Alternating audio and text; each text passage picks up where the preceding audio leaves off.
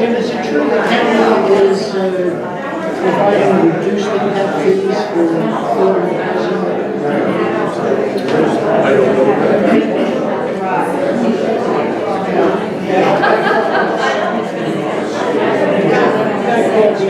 I'm going to do a little consulting for him. He says he's going to approach, apparently the county owns some ground they want to put affordable housing on.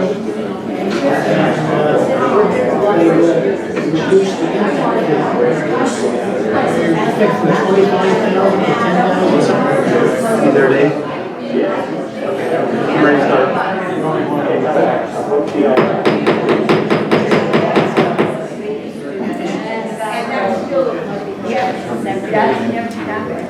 Johan, can you shut those doors?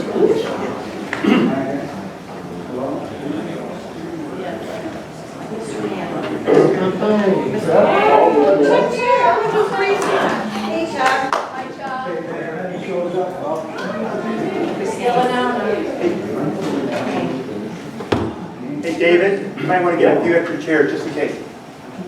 I'm sorry, Paul, say that again? I was just telling David to get a few extra chairs just in case. Oh, yeah, David, okay. Well, you could do it too, Dave. You'll want to watch. Could you all clean up?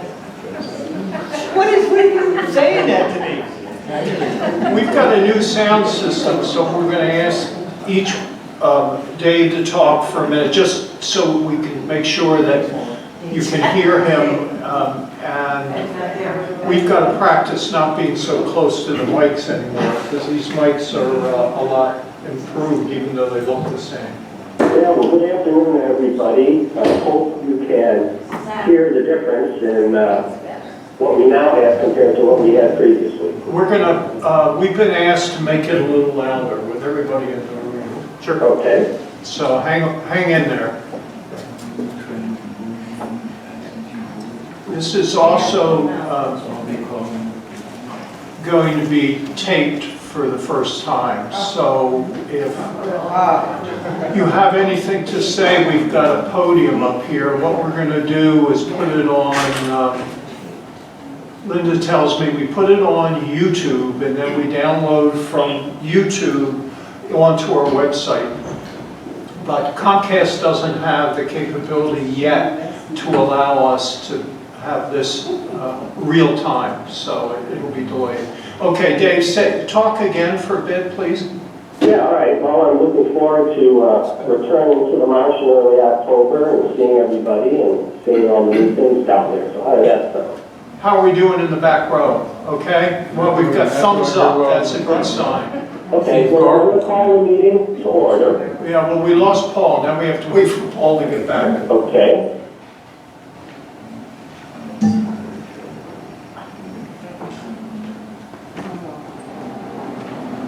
Here he is. Okay, Paul, I'm calling the meeting to order. Let's start with a roll call. Okay, we have Dave Bedrin on the phone, Ken Evans, Ray Zobot, Jeffrey Randall, Jerry Carbone, Jim Carter, and Mary Jo Martin present. So we have a forum. Great. Okay, so certification of form and proof of notice that has been validated? Yes. Okay. First order of business is the approval of the prior minutes. I open it up to the board for any comments. Move for approval. Second. Hearing no further comments, all in favor, please say aye. Aye. Okay, the minutes are passed. Next is the president's report. I'm going to take maybe 5 minutes today. As I said earlier, looking forward to returning to the marsh in early October.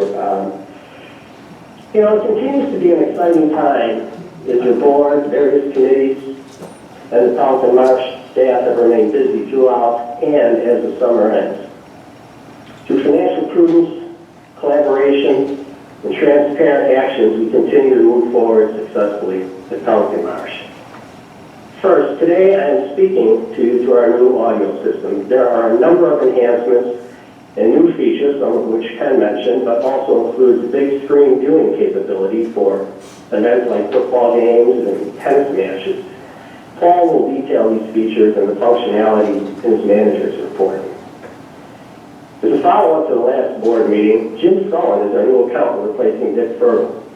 I'm being told that Jim has hit the ground in full stride and is making a contribution already, so we haven't lost a beat there.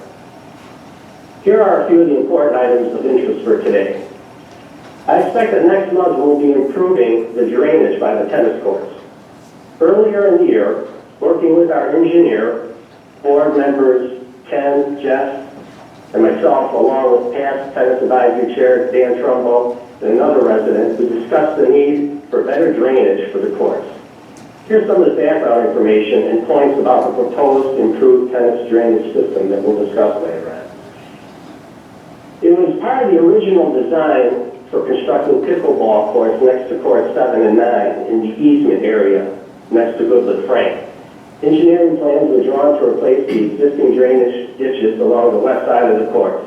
Back then, we expanded the project to include courts 3 and 5 also. We now received 3 proposals based on these engineering plans to replace the ditches. Of the 3 proposals received, one was from U.S. Tennis, which is the same company who is currently constructing our pickleball courts. U.S. Tennis proposal came in at about $18,650, which is about $10,000 less than the other bids received. And I think what's promising is they can start work on the project within 30 days of approval of the proposal. The new drainage system would be open ditches constructed of concrete that would flow into large catch basins and collect clay that washed off the courts. Ditches would also be sloped for proper flow to maximize drainage off the courts. These ditches will make it easier and more efficient for tennis maintenance crews to periodically clean and remove the buildup clay in the ditches that accumulates over time. And this type of project is basically funded out of our accumulated reserves. So more on that later. The next item is the previously distributed proposed updated rules and regulations. We'll be only discussing this subject today, allowing ample time for input. Driven by new amenities and past concerns about parking capacity, which increased 20% this year, staff, several committees, and the board worked together to produce these. I appreciate everybody's effort regarding this comprehensive project. We have time today for comments and, if desired, for more resident comments in the future. Also, we'll be in discussion and voting on amendments to the bylaws for improved clarity. You may recall last year there were at least 2 individuals that submitted requests to be candidates for the board and were determined to be ineligible. One was due to not being an owner, the other issue regarded occupancy. And lastly, a Comcast reminder. We are reminding residents again to get your home converted to fiber optic from the old coaxial system, or you will lose TV and internet service. This could possibly impact security systems too. Over 200 homes have not been converted and will soon have to pay for this service. Pelican Marsh negotiated this free service during contract negotiations. After a self-enrolled conversion period of over a year of time, some of our residents may have to get this improvement at their own expense.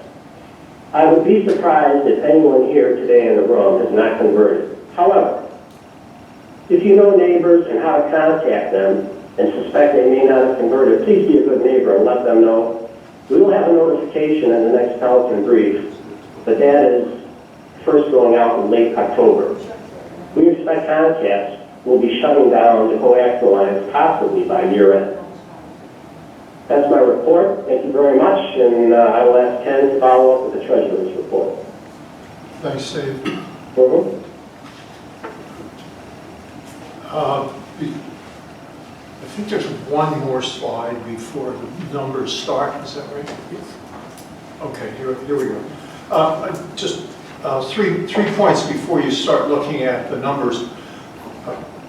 Dave mentioned Jim Scullin started.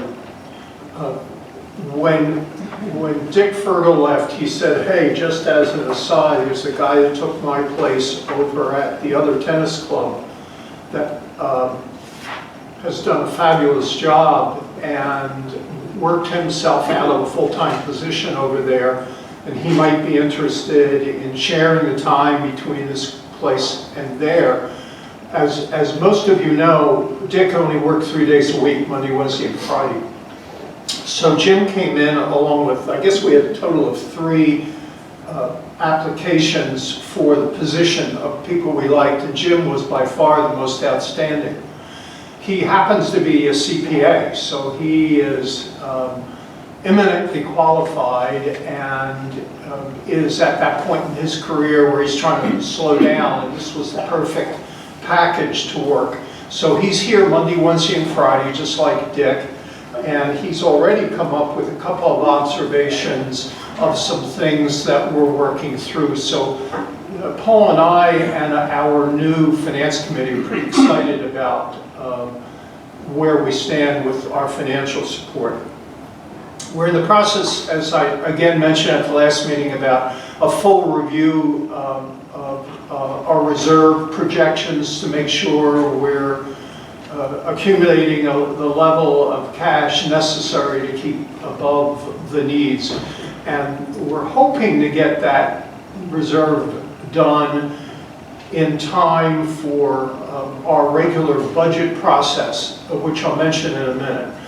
They've promised us that they'll have a pretty good draft, and certainly it will not impact anything that we do over the next 12 months.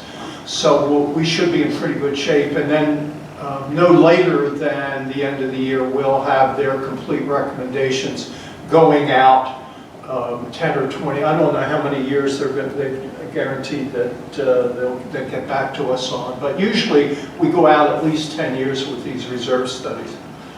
And we've got 2 meetings coming up that will be a little more finance focused. The meeting in October, we've delayed our board meeting over the last couple of years to be a week later to allow us to have September financials to use as part of our budgeting process for the following year. So our next board meeting is the 24th of October. And for the board members here, Monday is the Finance Committee meeting. Tuesday morning is the Executive Committee meeting. Then Tuesday afternoon, we go off-site for our personnel review. And then Thursday is the presentation of the first draft for all of the owners. And there is a month delay after that for input, and then we have the final approval in November. In terms of year-to-date, I'm going to move a little faster through some of this because the next 2 weeks we're going to have to put a little more time into it. The bottom line is our year-to-date is very strong. I'm going to show you, go ahead, I'm going to show you the operating statement, and you'll see that our operating income is almost year-to-date 3 times the budget number. I would caution you to not to get too excited because we're still not quite there with the way we allocate costs across the months. So there are a couple of fall expenses that have not occurred yet. But on the other hand, a point of information, the administrative income, we not only earned that $4,000 every time someone buys a home in this community, but we get estoppel fees and other costs that they incur and pay us, and that's a lot of that $15,000 positive variance, because you're going to find we're way up in closings on resales above budget when I get to it. We are, in terms of operating expenses, our payroll year-to-date is lower, our legal is lower than budget, so there's positive variance. On the other hand, the building maintenance and utility variance is really just a timing issue.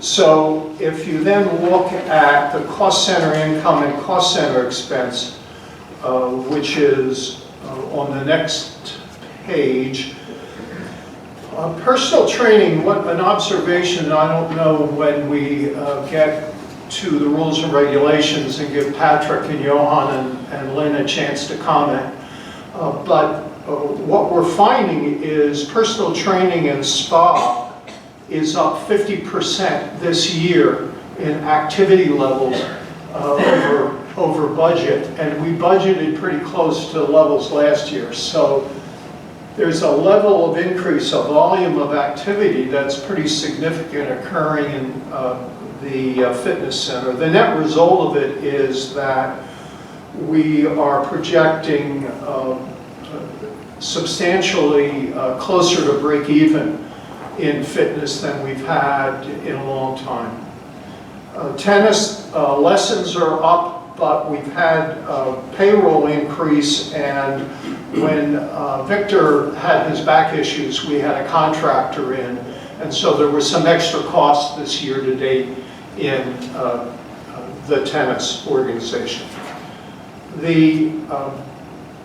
The next one is, I want to take a couple minutes and talk about capital fund and reserve fund on the balance sheet. We'll worry about the full balance sheet next month.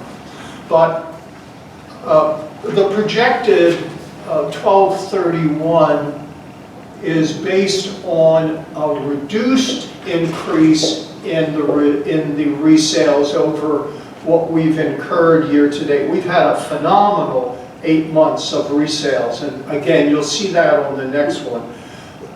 We right now are well into the two major projects, one being pickleball, the other being parking. And although it might not look it when you try to find a parking spot or when you drive through, we are getting assurances from both organizations that by the time the 1st of October occurs, so will the parking be finished, and so will the pickleball be finished. And we are projecting coming in below the budget that we've allocated for both of those projects. So we're still, before I get to that, the point is we're building up our reserve fund. It was at the beginning of the year less than $100,000, and so we're gonna have a good start to rebuilding that reserve fund this year, and the capital fund still has a solid base of funds there even after these expenditures. Now, resale fees. Resale fees, for the sake of the year-end balance sheet numbers, all we did was take a 10% increase over the 400,000. But if you look at it, we're up substantially more than 10% for the first 8 months in terms of actual budget. So we've budgeted resales, and this is based on 100 resales, which has historically been a pretty good number.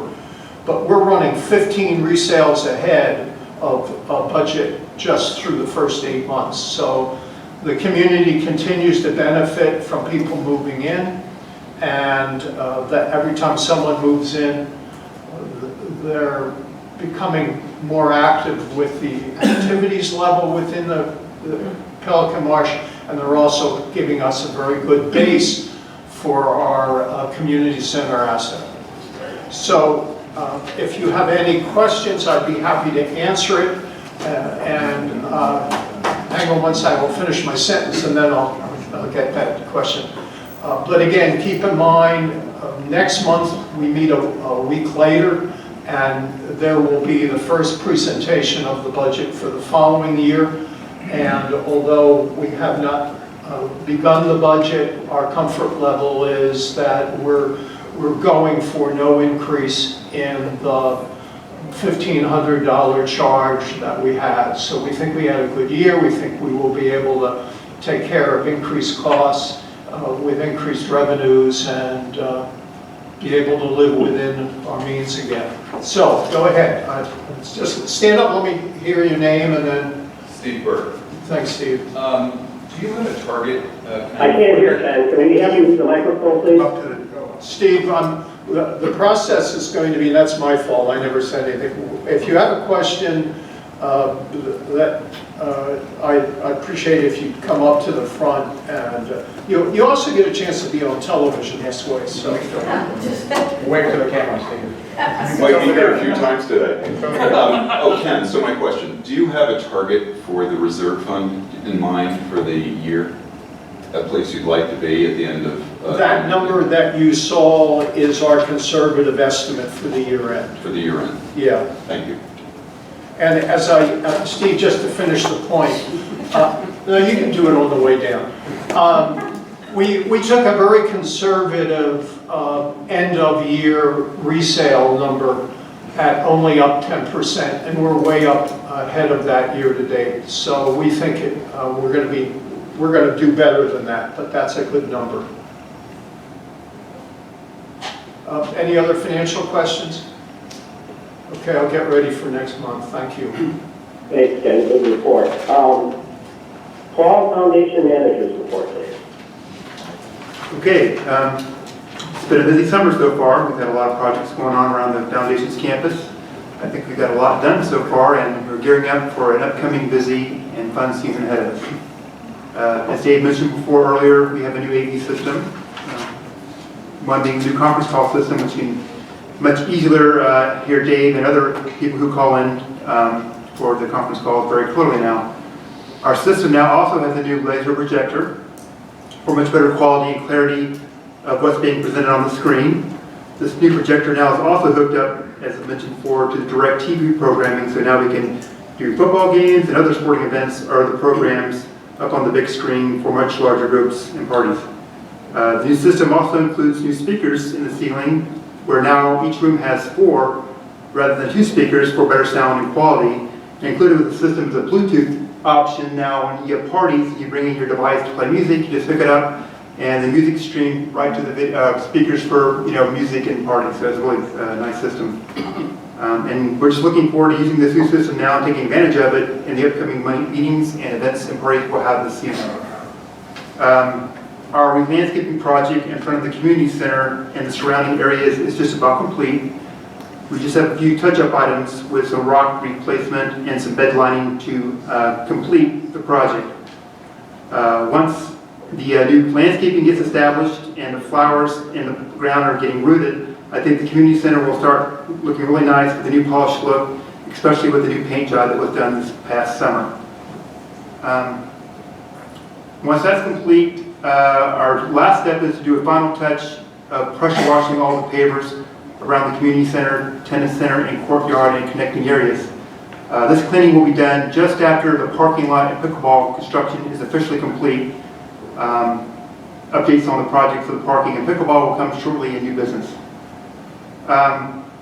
As Dave mentioned earlier about Comcast, as of today we only have 1,650 homes that have been completed for the install. So that leaves over 200 left to do. So as Dave said before, you need to get on the stick and give Comcast a call and get registered, because once that timeline is done, the system's cut off, they go onto the new system and you're out with service and you have to pay for the install.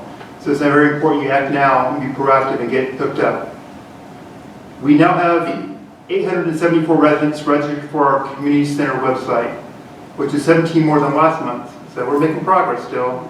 So we're going to keep pushing, though, reminding residents to get registered for the website, because this is a good tool for us to help you keep better informed and updated with all that's happening around Pelican Marsh, especially for those who have gone up north for the summer. A new addition to the website, as mentioned earlier, will be the videos of these board meetings, starting with today's meeting, where residents who can watch the meeting if they weren't able to attend in person. And lastly, we're also working with Comcast. They're working on their system, and hopefully in the near future, we will also be able to live stream these videos, our board meetings, directly to the community channel, channel 195. So you can actually watch it at home instead of coming up to the community center. The next edition of the Pelican Brief newsletter will be coming out mid-October. When these copies are out, please make sure you pick up a copy, because in this newsletter we will have some important updates and reminders concerning deadlines at Comcast, obviously, and getting installed with the new system, as well as some important safety reminders, especially concerning traffic rules and regulations, as we have speed limits and stop signs that are not being followed right now, and we don't keep everybody safe once season starts. That's about it. Any other questions on my report?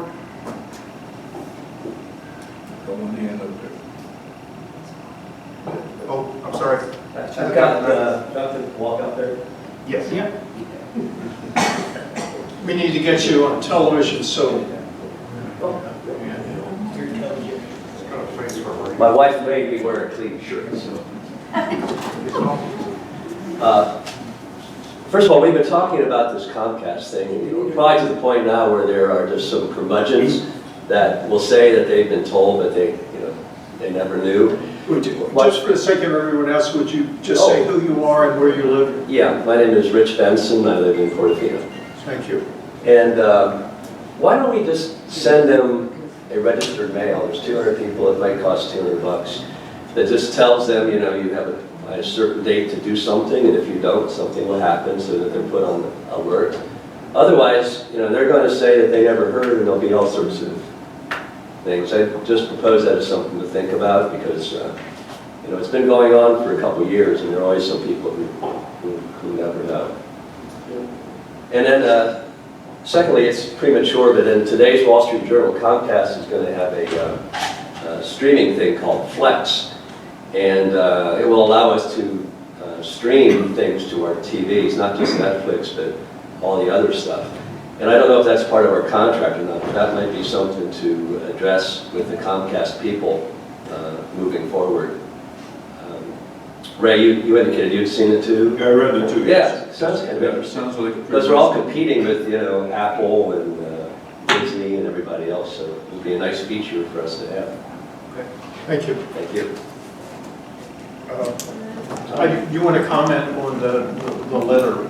Well, on the notification to residents about Comcast deadline, it will be in the Pelican Brief, which is mailed to every home in Pelican Marsh. So we'll have a one-page dedicated in the brief telling homeowners of the deadline and what's going to happen if they don't sign up or get hooked up. So we'll definitely get that out. When is the deadline? Comcast has not given us a deadline as of yet, but they're going to give us that deadline very shortly. Oh, More questions, Paul? one more question so far. Steve Chuck did not get to the gym today, so this I did. Did you? I didn't see you there. Still Steve Berg. Paul, so a couple things. Number one, I'm wondering about additional seating next to the tennis center. I know that the pickleball courts are due to come online October 1st, and the way the thing is set up now, it looks like there's not a lot of available seating for a lot more bodies that we anticipate. And I want to interrupt you because we're going to have open comments at the end of the meeting for everyone on other subjects, as opposed, right now what we're doing is responding to something that someone said, and got it, but I thought the general manager, this would be a question for him, but if you want me to do it later. well, I'd like to, if we can, hold that, because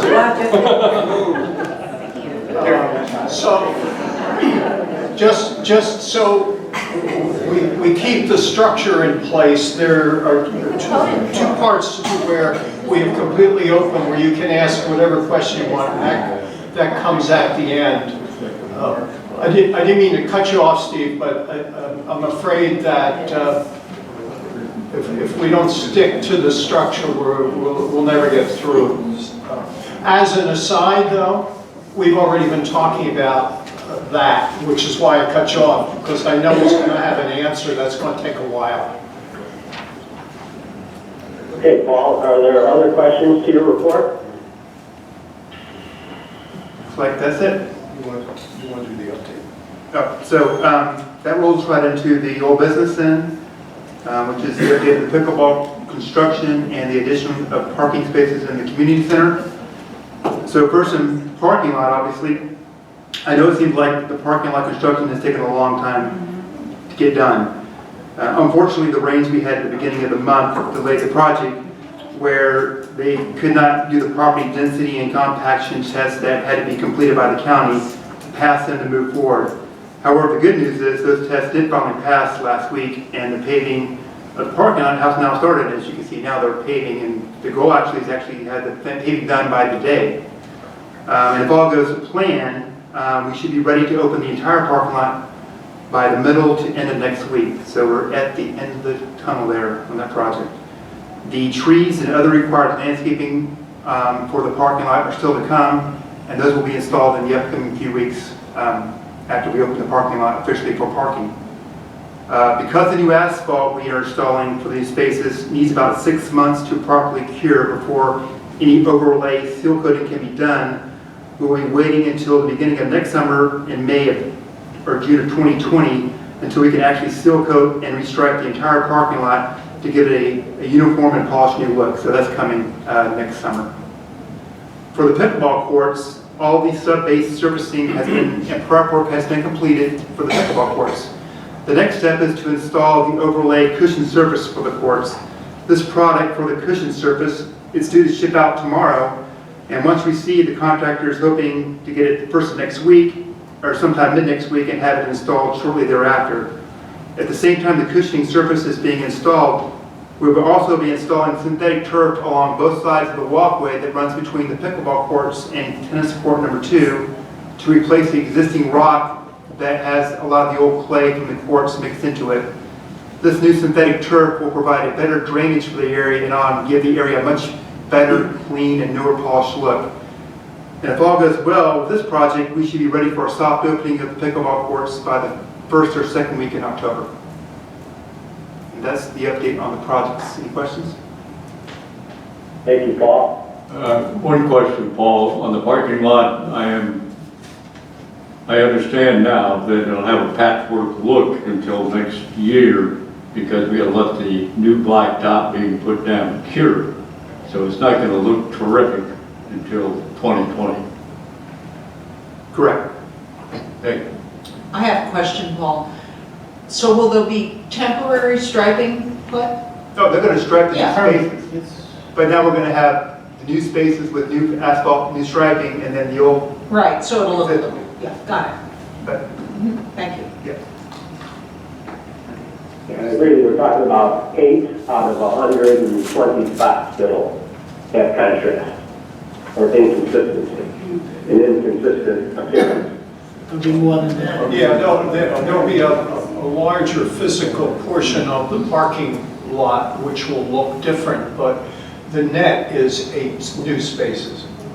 Okay. Any other questions? Then I suggest we move to new business. 9.1 is discussion of needed upgrades to the tennis courts for the drainage. I opened it up to the board for discussion. I made some comments in my report earlier.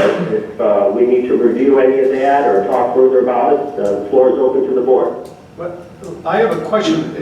Are you asking the board, will there be a request for approval of a proposal, or are we just still in the discussion stage?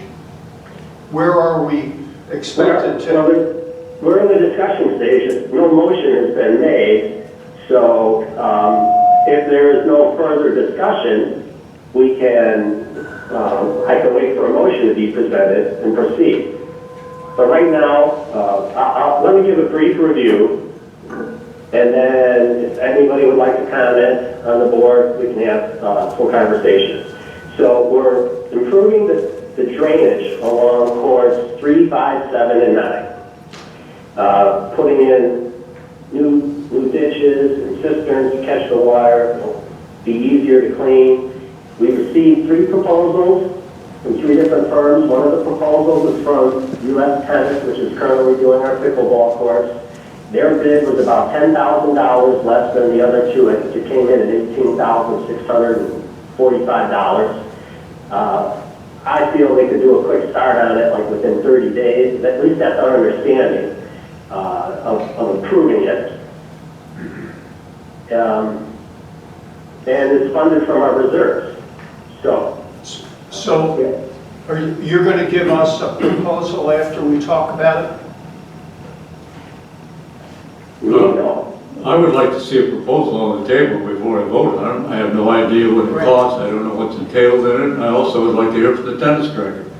Okay, well, we can have the tennis director talk, we can have Paul talk about the proposal. I don't know what other information you want to see. Well, The details of it.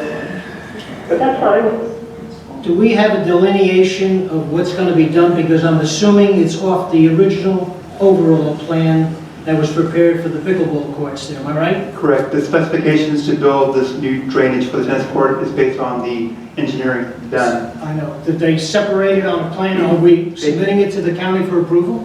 It's already been approved by the county, but yeah, it was separated in the planning for the drainage. Okay. But we had the contractors at the time, when they bid, break the pricing out into this is what it costs for the upgrade of the drainage for the tennis courts, this much for the pickleball courts, and this much for, I think, the other staging area for pickleball seating. Because some of that drainage is not necessary now without the pickleball.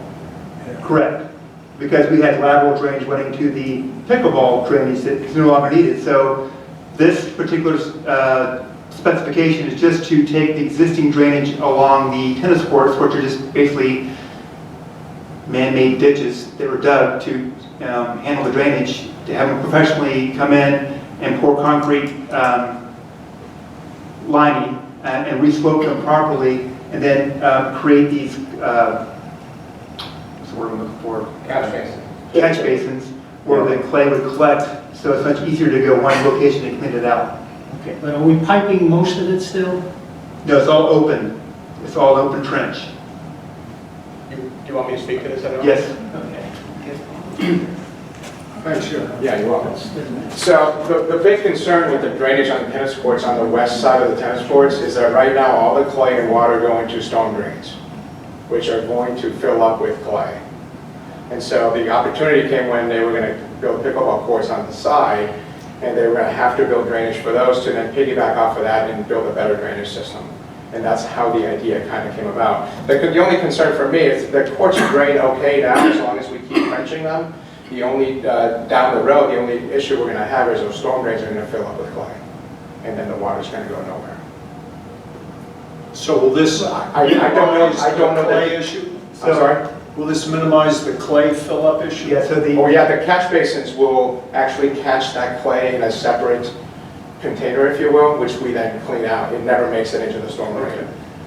A little bit like a septic tank system works. It's a deeper drop. And it collects on the bottom and the water flows over it and it fills up. Correct. Yeah. I don't know the details of the proposal. I haven't seen it, but that's where the idea and the thought process behind doing the drainage on these courts is. Plus, I think at the end of the day, it'll also be more visually appealing than the trenches that we dig out. And from a staffing standpoint, it's easier to clean those out if they have some integrity to them. So this is, Paul, this is the $18,000 and change? Yes, it's $18,600 and change, and that is from U.S. Tennis to come in and based upon the engineering plans and with this actual addition of these catch basins, which is even better than what we'd have before, reconfigure the drainage. So if we looked at a proposal of not to exceed $20,000, we have the support from them already in detail? We do. Are these lined ditches with grass or are we going to have concrete lined? The concrete, Okay. so that you can actually pressure wash them out, make it easy. Yeah, that's right. Okay.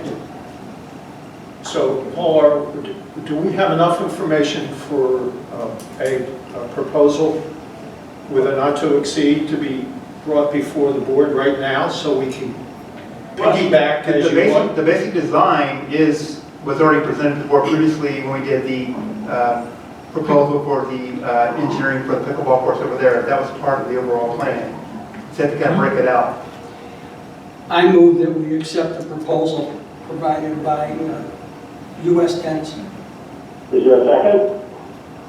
I'll second it. Okay, further discussion? Do Okay. we have any other bids from anybody else? I mean, is 18.6 good, or is it just? No, actually, the next closest bid was almost $10,000 more. We had three Just- bids. The lowest bid's not always the best bid. And you say US Tennis, they do tennis courts, and now we got them into storm management work. US Tennis does more than tennis in pickleball courts. And they've come highly recommended, and we've seen how they've responded within the last month or so when they did work for us. So, you heard my motion. They basically said when they go out to build a brand new tennis court for a They handle it association, all. they would build these drainage ditches along the courts anyway. This is how they handle their drainage. Okay. Okay, so we had a second, we had conversation. All in favor, please say aye. Aye. Opposed? Okay, motion is carried. You're gonna get your drainage ditch. Beautiful. All right, 9-2, discussion of proposed rules and regulations for approval at October 2019 board meeting. Let me take this, Dave. Please. As a result of everything that's been happening with pickleball and the rules and regulations that have been recorded, or not recorded, but you can pull them up on the website. They've never been recorded with the county. Within the last year or so, though, the county is now requiring that the rules and regulations become part of the governing documents, which include the Articles of Incorporation, the Declaration, the bylaws, and now the governing documents will include the rules and regulations. So if and when the board adopts rules and regulations, they will be recorded with the county office. The rules and regulations that you have before you for review, and I believe those were also sent out to the residents, really is a compilation of teamwork from various members of the Pelican Marsh Foundation. Lynn Elbert was involved, Johan was involved, Patrick Webb was involved, and Cindy Villarosa, on behalf of the pickleball folks, was also involved. There were a number of items we had to discuss with regard to timing, when courts would be open, when they'd be closed, who can play on the courts, and that goes for both tennis and pickleball, and how we're going to handle guests as a result of the parking issues that we have. So one of the things that was agreed to, based on the group that prepared the rules and regulations, was that as far as guests are concerned, guests will not be permitted between January 1st and March 31st of every year prior to 12 p.m. That was agreed to and talked about with the various members of the facilities that manage our courts. And there are other things in there which parrot what we had before, but they're really more detailed now. So if you have any questions, I would be happy to answer them. This is here for discussion, and nothing is going to be approved today, but we'd like your input looking forward to our October board meeting.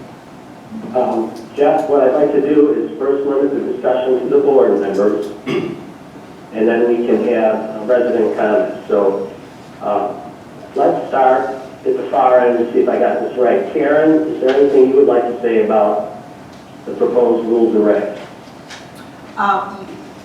Yes, I had one question about, at this point, about B14.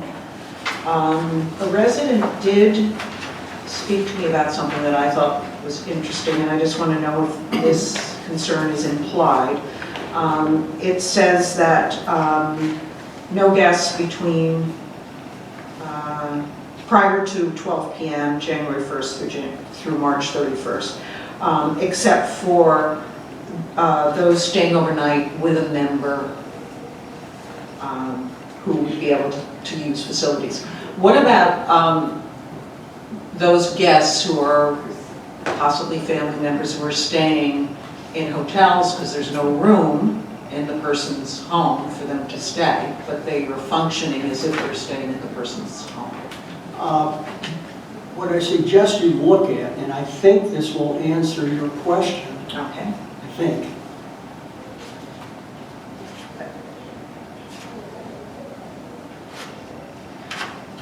In the second paragraph, under A, Under A.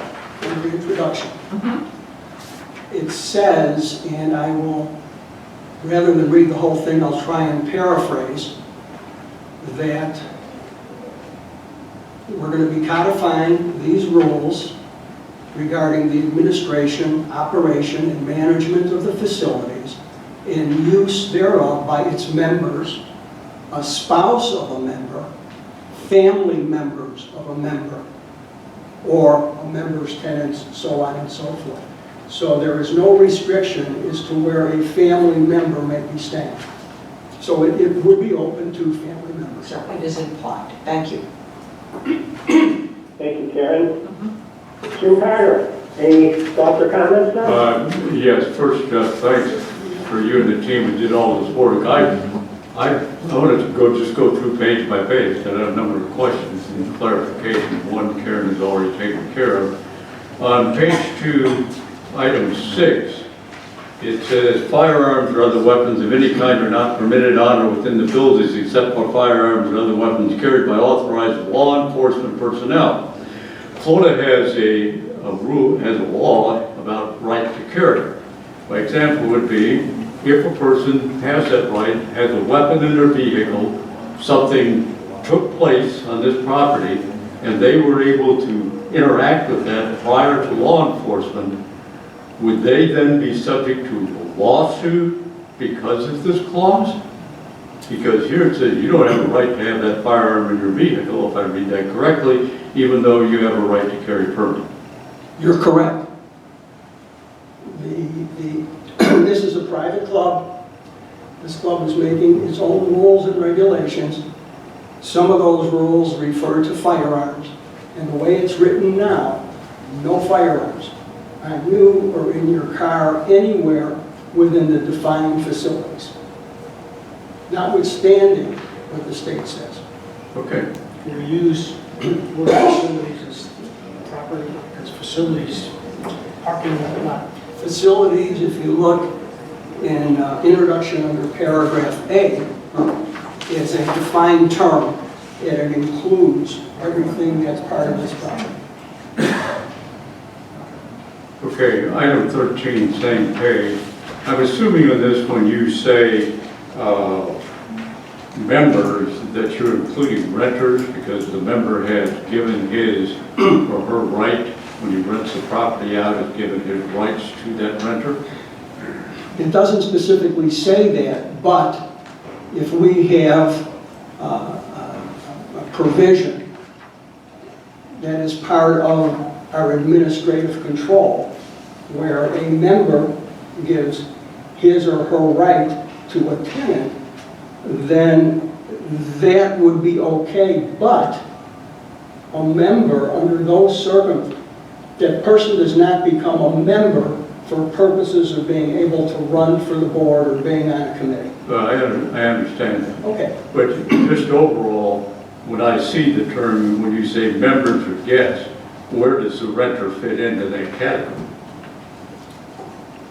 A director is defined as a legal title holder. A member is a legal title holder. It's not defined in the rules, but it's defined in the governing documents. Okay. The only thing I'm asking is that if there's any violation of the rules, and I am a renter, and I violate the rules, then is the owner the one that is responsible for all of that and has to be held accountable for that action? Or what takes place? I'm the renter, am I held accountable? I believe so, but I have to look at the specific document that allows the assignment of those rights. Okay. I just raised that question for clarification. if you assign to a renter, okay, the rights, if the renter, okay, through whatever reason, fails to comply, the notice of non-compliance goes to the owner. The owner then must enforce the situation to correct it or remove it. If not, then we void, okay, the ability for that renter to exercise any rights whatsoever to anything within the jurisdiction of the foundation. That may be correct, but I don't want to answer that question until I look at the document that the foundation uses between members and tenants. Okay, next question is on item 13, same page, we define season.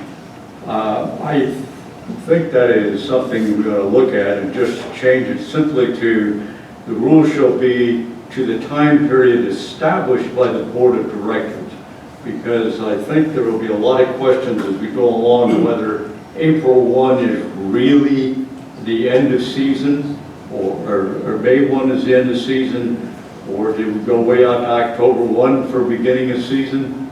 Because I got a lot of questions about that, and I don't think it should be defined in the rules. Just my suggestion, you just make it more generic. If we don't define it, then no one will know what the season is. It will be open to a very broad interpretation. Well, And it's my understanding that historically, again, season, and I've talked to Paul about this, is considered October 1 through April 30. Well, can't we just expand that? Established by the board of directors. Of course. Yeah, I think Jim's point's a good point. Just add established by the board of directors. Not define it specifically. Yeah, because all of the golf clubs in the area consider season November 1 to May 1, Yeah. non-season rather. So, because that's when all the reciprocals take place, and we utilize that here with the tennis situation. It's reciprocal season until November 1. Good Am I right? suggestion, I'll make the We change. actually, the reciprocal for tennis is through the end of October. That's it, No, November 1. no, it's to the end of September, so October 1st are Oh, you cut it off? Okay. That's correct. But all the That's golf because- clubs, That's how we've had to define it in the past, Okay. right? it's, Okay, I'll add those words. yeah. page Okay. 4, item 20, I'm suggesting the same kind of thing. You say out of season, and again, you've got specific dates, and I question whether or not you want to be that specific, but leave that up to the discretion of the board or professionals, as that may change over time. Well, again, I'm going to say that this particular rule, and many of the others with regard to timing and definitions, was left to those folks in charge of the various facilities. Now, what we could do is, out of season, May 1 to September 30, league play may commence at 11 a.m. or as may otherwise be determined by. Makes sense to me. Thank you. Thank you. Can I just raise a point related to what Jim's talking about, which I think's a good point. Jeff, you started by saying we now have a more formal approval requirement and that we need to submit this more formally than in the past. So I'm assuming in the past, if Johan came up and said, look, I'm halfway through the season and we have this thing that says whatever it says, and I'm finding that's not working quite right, I'd like to suggest we modify it. Can we still do that? Yes. And if so, what process do we go through? Well, based on what Jim said, I can look at this, make sure we catch all those things where we need more discretion. And as I added after number 20, or as may otherwise be determined by, and So, I'll put in the appropriate wording. so we want to do that all the way through then, so that we allow those three Yes. individuals specifically to come to us and say, we want to modify something because fitness wants to do it this way. Yes, we'll work it out. Okay, thank you. Jumping down to page 8, E, rules applicable to the use of... Which page? 8. 8, page 8, item 2, Just a point to mention, we observe a 30-minute limit on all equipment while others are waiting. This is the fitness center, and that's logical and that's realistic. The question is more for Patrick. We do have people now who come in and they want to work several pieces of equipment, and they'll start going down the line. Along comes another resident, they say, gee, I want to use that equipment, they do it, and this person gets kind of exercised, well, I'm using that. Well, you can't tie up 6 pieces of equipment because you want to do that. So I don't know how you clarify that in there, but it needs to be communicated to people coming in and using equipment. You have a timeline on each piece, but you can't tie up 6 or 7 because that's kind of your workout preference. In response to that, Jim, and if Patrick goes along with this, consistent with what you've been recommending, we can add to the end of that sentence, observe a 30-minute limit on all equipment when others are waiting unless otherwise authorized by the Director of Fitness. Okay, Patrick? I don't know if that's I don't know if that's really a concern, Jim. I do that, I do cycle training, I go from equipment to equipment. If someone goes into one that I was working in my cycle, I don't jump back on it and tell them I was using that. Well, no, I know you wouldn't, Ray, but there are other people who are not quite that flexible from my observation. You know, what you all have to understand is you have a threshold, and this is the threshold that we're setting out. People can use their own discretion. You got to use some judgment when you're enforcing these rules. Can't put in rules for everything, Jim. Well, I'm not saying that. I'm just pointing out. Patrick and Taser. I think maybe the point is, Patrick, is this okay with you the way it stands? It's okay the way it stands, that it will complicate things. Basically, we discourage supersetting or doing circuits when the gym is crowded, and you should always allow others to work in with you. This is common gym courtesy. No one should become incensed because you've jumped into their circuit. If they are, they're showing improper etiquette, and they should be talked to, and I will talk to them. That's what I'm there for. Can I ask someone to explain what Patrick's saying? I'm not hearing it. He's saying basically he still feels he can manage it. If we run into a situation where someone doesn't behave in the proper manner, rather than try to put into every word everything that might otherwise happen. Thank you. Yeah, there's never a problem when Patrick's around. This is sometimes off hours that I see some of these things happen and experiences that I've witnessed. And I don't know if you can clarify it any more clearly than it is, but I guess all I have ever said is somebody said anything, I said, look, you know, you can use each piece of equipment on a time cycle, but you can't tie up 5 or 6 pieces. And whether they like it or not, you know, that's really their problem, not mine. Next, Jim. We have 11, do we have a general statement somewhere in here in regards to employee use or contractors' use of any of our facilities, whether it's a fitness center, tennis courts, bocce, or pickleball? I have no problem with our employees using the facilities. I do occasionally find found situations where people will say, well, you know, if you see someone you've never seen before, you might ask them, you know, I'll strike up a conversation. And a couple of times I've found out people are not even from this community. And as I say, whoa, that's interesting. And I don't pursue it. What they usually say, well, because I'm a friend of a trainer or something. And I'm saying to myself, wait a minute, that trainer has no right to allow any of their friends or anybody else to come over to Pelican Marsh and use our stuff. And I know we have a control issue because we don't catch them coming in because we don't have a way to do that. So I would be good if we could just clarify that employees and contractors understand they have the right to use something when our residents aren't, but that they don't have a right to invite other people beyond being the employee or the contractor to use our facility. If you look under the introductory paragraph A, in the second paragraph of A, it says, it defines a member, and we know a member has to be an owner or a family member or a spouse of a member. And then it says, or a member's tenants, guests, house guests, licensees, occupants, or invitees, sometimes hereinafter collectively referred to as guests.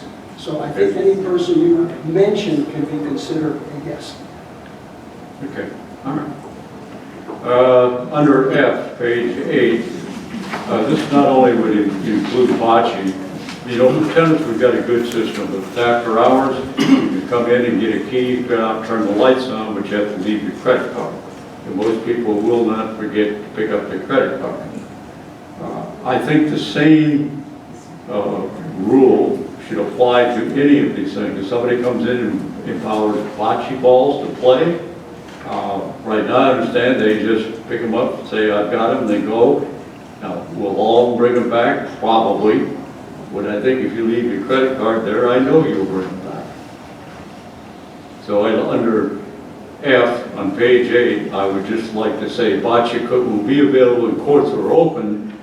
A player must leave his credit card or driver's license if he's borrowing our equipment. What number, I'm sorry, Jim, what number? It is number 3 under section F, page 8.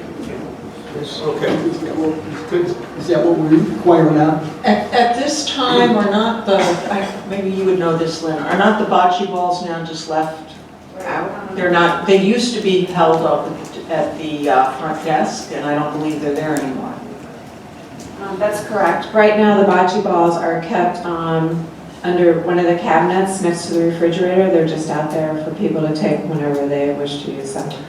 I could just... We have not had a problem yet. I'm not saying that won't happen. I can just put a sentence or add something in there that whatever equipment is borrowed or used belonging to the foundation should be returned. Okay, that's it. Okay. Yeah. Thanks, Jim. Thanks, Lynn. Appreciate it for your time. Okay, Jerry, do you have any comments? The only thing I would like to see is if we're going to have the ability, after we approve this at a future meeting, that these rules and regulations are put into some sort of a pamphlet so that everybody has access to them, whether they are capable of going on the internet or when we have new purchasers come in, these rules and regulations could be part of the welcome package or whatever. But just putting these out and then saying, we're going to record them and expect 1,600 families that have been here for a year or more to understand what their obligations are, probably wishing for the best.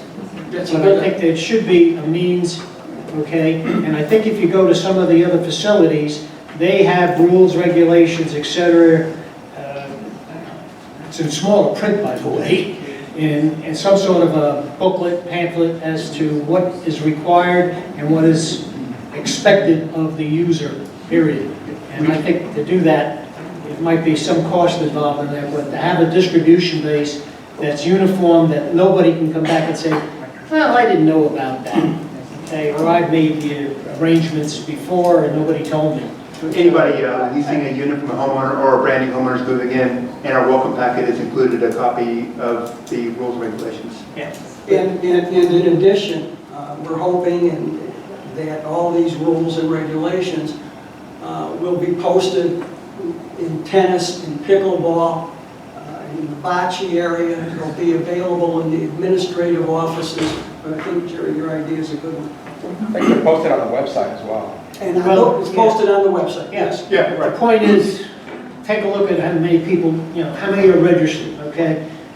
Eliminate the excuse if you send a pamphlet to every household, okay, with a magnet behind it, put it on your refrigerator. Okay? It's a good idea. That's all. Thank you, Jerry. Jeff, any other additional comments? No, I have not. Okay, I'll go to Ray. I'm just curious, these are going to be part of our governing documents. As such, are they going to be reviewed by our attorney to confirm and ensure that there is no discrimination or non-compliance with Florida statutes? Yes.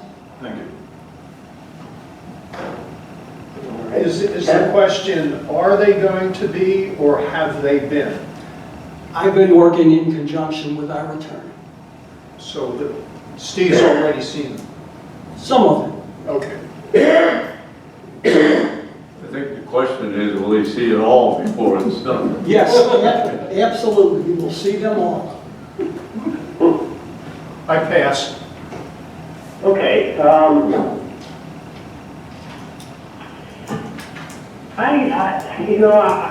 want to commend everybody who's had a hand in accomplishing this project. It went across staff, committees, directors, board directors. So it's been a large collaboration. Frankly, I'm surprised that there hasn't been some pushback. At this time, I know I'm in the minority here to my fellow board members. I would prefer to defer implementation of some of the cultural change items contained therein and move piecemeally, like the no guests in the morning, January to March, Monday through Friday. I'm not saying it has to be done, but I understand the intent, but it has an unwelcoming theme to it. You know, there are trade-offs in everything that we do. I think there are a lot of residents that feel that Pelican Marsh is not overflowing with guests. And parking, although is tight, it's not the crisis that some have lamented. Sure, we have guests here. I would rather implement the other changes without banning guests, measure the results, and later adjust accordingly if needed. You know, on the other hand, we do need rooms for pickleball, so we need to get something out there. This impacts a lot of groups. I can think of tennis, fitness, bocce, spa services, spin group maybe, at least the 2 Bible classes that go on there in the morning, and there's probably more would all be affected by the ban. Alternatively, parking adjacent to the easement on the west side of the tennis courts, I think can be used more efficiently, although unofficially. Yeah, we could use it more efficiently. People park and, instead of all over the place, have structured kind of parking, that kind of thing. And depending on what we hear later on, if there is requests from the community for more discussion on this, I'm back in early October. I'd be happy to host a meeting or a town hall if there was more discussion needed on it. I think here's one way of maybe skinning the cat just in a different way. Dave, don't you want to open it up for comments from the people that are here? I'm not quite sure. I am. I plan on doing that when I'm done, but I'm going right now to the board level only. I'm the last board member talking. Okay, thank you. I'm just about done. What I was saying is perhaps an approach with the same effect, but looks softer than prohibiting guest play would be to effectively, I'm just throwing soccer, it just came to me, raise all the guest fees in the morning. You don't have to make them egregious, but make them a little more biting. And maybe that takes care of it. I don't know. But those are my thoughts on this subject. I will now ask that if any resident who wishes to make a comment, if they would please come up to the microphone, state their name and community, and we'll carry on from there. Dave, it's Jeff. Before we turn it back over to the residents, let me just say that one of the moving factors of doing these rules and regulations, we've heard complaint after complaint after complaint that there's no parking, there are too many guests between a certain time period in certain months. And hopefully this was going to resolve that issue. And I know Patrick and Johan and Lynn, all part of what we've done. It's kind of a group decision, and hopefully the board will agree with it, but that's my take. Leave it as it is. We've got some hands beginning to get raised, Dave, and I have asked one individual to come up already. Okay.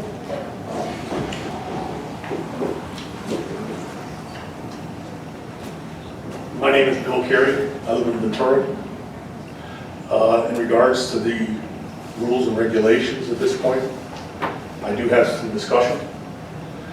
The first would be the schedule of fees for members. That needs to be an addendum. It needs to be in writing, because you can change or do anything you want without it in writing. So that needs to be an addendum made to your agreement here.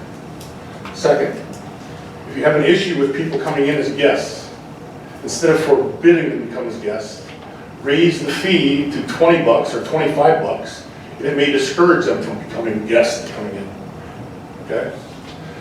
And last but not least, in regards to firearms and other weapons on campus, I'm a concealed weapons holder, an ex-bodyguard, and you're taking away my right by not allowing me to have a weapon in my car to protect myself if anything ever happens, God forbid, on this campus. I can understand in the building, and you have the right to say in the building, but that's a public parking lot. People are coming in from outside. How do you stop people from outside coming in? So what you're doing is you're taking away my right as a concealed weapons holder, allowing me to keep a weapon in my car to protect myself. Bill, I don't want to get into an argument with you, but that parking lot is part of the common areas, which is owned by the foundation, and the foundation has the absolute right to... It's floor to wall. It's a floor to wall. Well, yeah, but this is private property, and the foundation has the absolute right to regulate. That's my opinion. Bill, just for clarification, your point is you're okay within the building? No. You can regulate in the building. No one can have a weapon in the building. Right. In the parking lot, you cannot regulate someone in a parking lot because it's concealed. I'm not brandishing it or showing it. It's there for his or her protection. And I don't know how you're going to regulate when guests come in and tell them that they can't have a concealed weapon in their car coming into a parking lot. If they have it and they conceal it and they don't bring it out, then we won't know about it. Well, that's exactly what concealed weapons are. So I think it's I think it's a very good point. One of the reasons why at the very end of all of this, we're going to have to go through line item detail with our attorney is to make sure of these kinds of questionable issues so that we're consistent both with Florida law and with whatever regulatory body there is to control our situation. And the question is, does state law supersede Pelican Marsh law? Well, that's what Steve's going to have to tell me. Is anyone else, Well, I'm sure we've got a number of people here that have concealed carry permits. There's no question about that. And Bill's got a very valid point, and I think it's something our attorneys should address and get it cleared up for us. Because there's two issues, okay?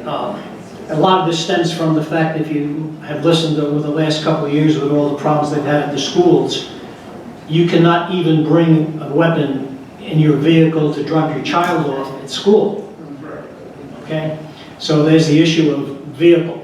The other issue is with any rule, any regulation you make, is how do you enforce it? So, the last thing you want to do is you see somebody with a deer rack in the back of his pickup with a shotgun on it, and you're going to go up to him and say, get off, and he picks up the shotgun and decides to use it for target practice. So, I think we need the attorneys to take a look at it. I think the intent is to give everybody a feeling of comfort and safety within the confines of what we control. Okay, the ability for us, okay, or anyone that's employed by us to determine who has and who does not have a weapon in their vehicle is finite. Well, It's not available. I saw Cindy's hand. You want to come up? I don't think we did, is there any further discussion on two of the other issues that Bill brought up? That he felt that there should be a schedule of fees for members as an addendum? There will be scheduled fees. You'll have a schedule of fees and you'll post them and you're not going to be bound. You can change them anytime you want. And the question? Yeah, I like that idea of having a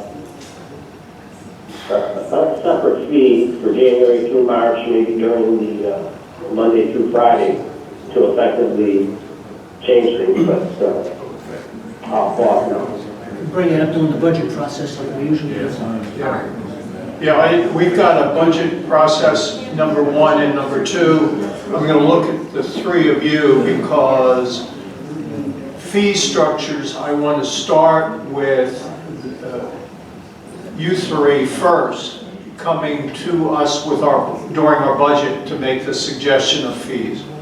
So Ken, to help me out, you're my eye. I'm pointing to Patrick and Johan and Lynn. Okay, thank you, that's what I thought. Are there other questions? Yeah, Cindy's coming up. Hi, Cindy Villarosa from Ravenna. I'm part of the pickleball committee. We did recommend that there would be no guests in the morning. We felt that there were enough people here. We listened to what everybody has said, meeting after meeting after meeting, how tight it was, how crowded it was, how there's no parking. And so we heard what everyone said. And so part of that was our recommendation that there would be no guests. So for pickleball, we are recommending no guests. There's only 4 courts. We don't know how it's going to be. It could be completely slammed. But we don't feel in the morning that we need any more people here than are already here.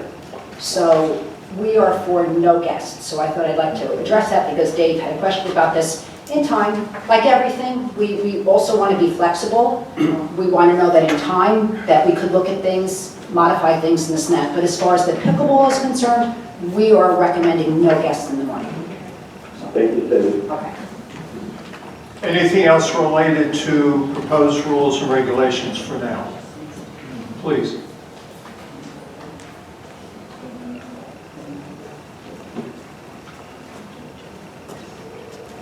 My name is Pat Jordan.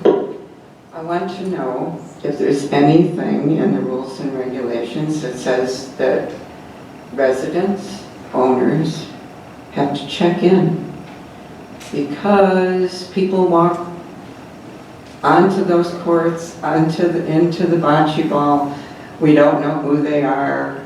They play, and if we don't have anything in the rules that say you have to check in, a lot of people who may be residents, the staff doesn't recognize. Yes, there are provisions that you must check in. Where are they? I didn't see it. Where are they, Jeff? I didn't see it. They're in the general facility at the very beginning. Yeah, hang on. Nobody likes to sign it. Use and enjoyment of the facilities, Johan? Yeah. Number 10, under general. Page 4? Yeah. And can I speak to that for a second? I have an idea. Yeah. As far as the check-in process goes, I know it's mentioned as a general facility check-in. I would suggest that you make that as part of the rules, separate rules for bocce, for pickleball, and for tennis, because those people will only read the tennis rules, or they'll only read the pickleball rules. I know it's redundant to an extent, but if you don't delineate that specifically, people won't read them. It's a good idea. I'll add it. Pat, Paul just caught it. If you go, I know you might not have it with you, but on the second page under rules regarding enjoyment, number 10 says all members using the facilities must register using their Pelican Marsh ID fob, which may be picked up at the foundation administrative offices, da-da-da-da-da. And what happens if they don't? That is an issue, I have to be careful, I'm loud enough about it. That's an issue we're already tackling with the three of them regarding a better way to control both with Paul's people at the front desk. We're talking about a structure where you have to use a key fob to get into the gym. We're trying to tighten down on these loose ends so that we have a better handle on volume data, activity data, as well as usage, as well as control. So it is an ongoing issue as far as the board's concerned. But I thought Johan's comment was a good one, and it is in there, but we need to do a better job for all of our staff. Is that Steve's hand? You're still on rules and regulations, Steve? Still. Okay.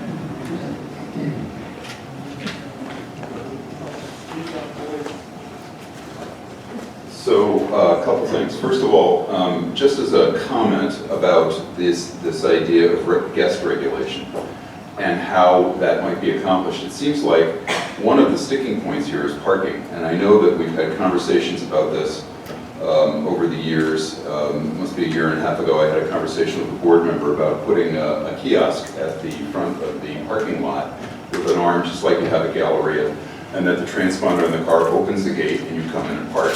Guests can't park, right? They go to the sponsoring member's driveway, they park their car there, the sponsoring member drives them over to wherever they're going, you carpool. This reduces parking pressure when you have high parking load or demand. And that seemed to me to be a pretty good idea because there's minimal investment and it's very effective. You open the gate when you need to, you keep it open for special events or when you want to have people have access to the parking lot. But Pelican Marsh Boulevard is a public road, and that parking lot is wide open for anybody who wants to park there. And having an idea that they're not going to do that is I think, silly. Anyway, that's one idea.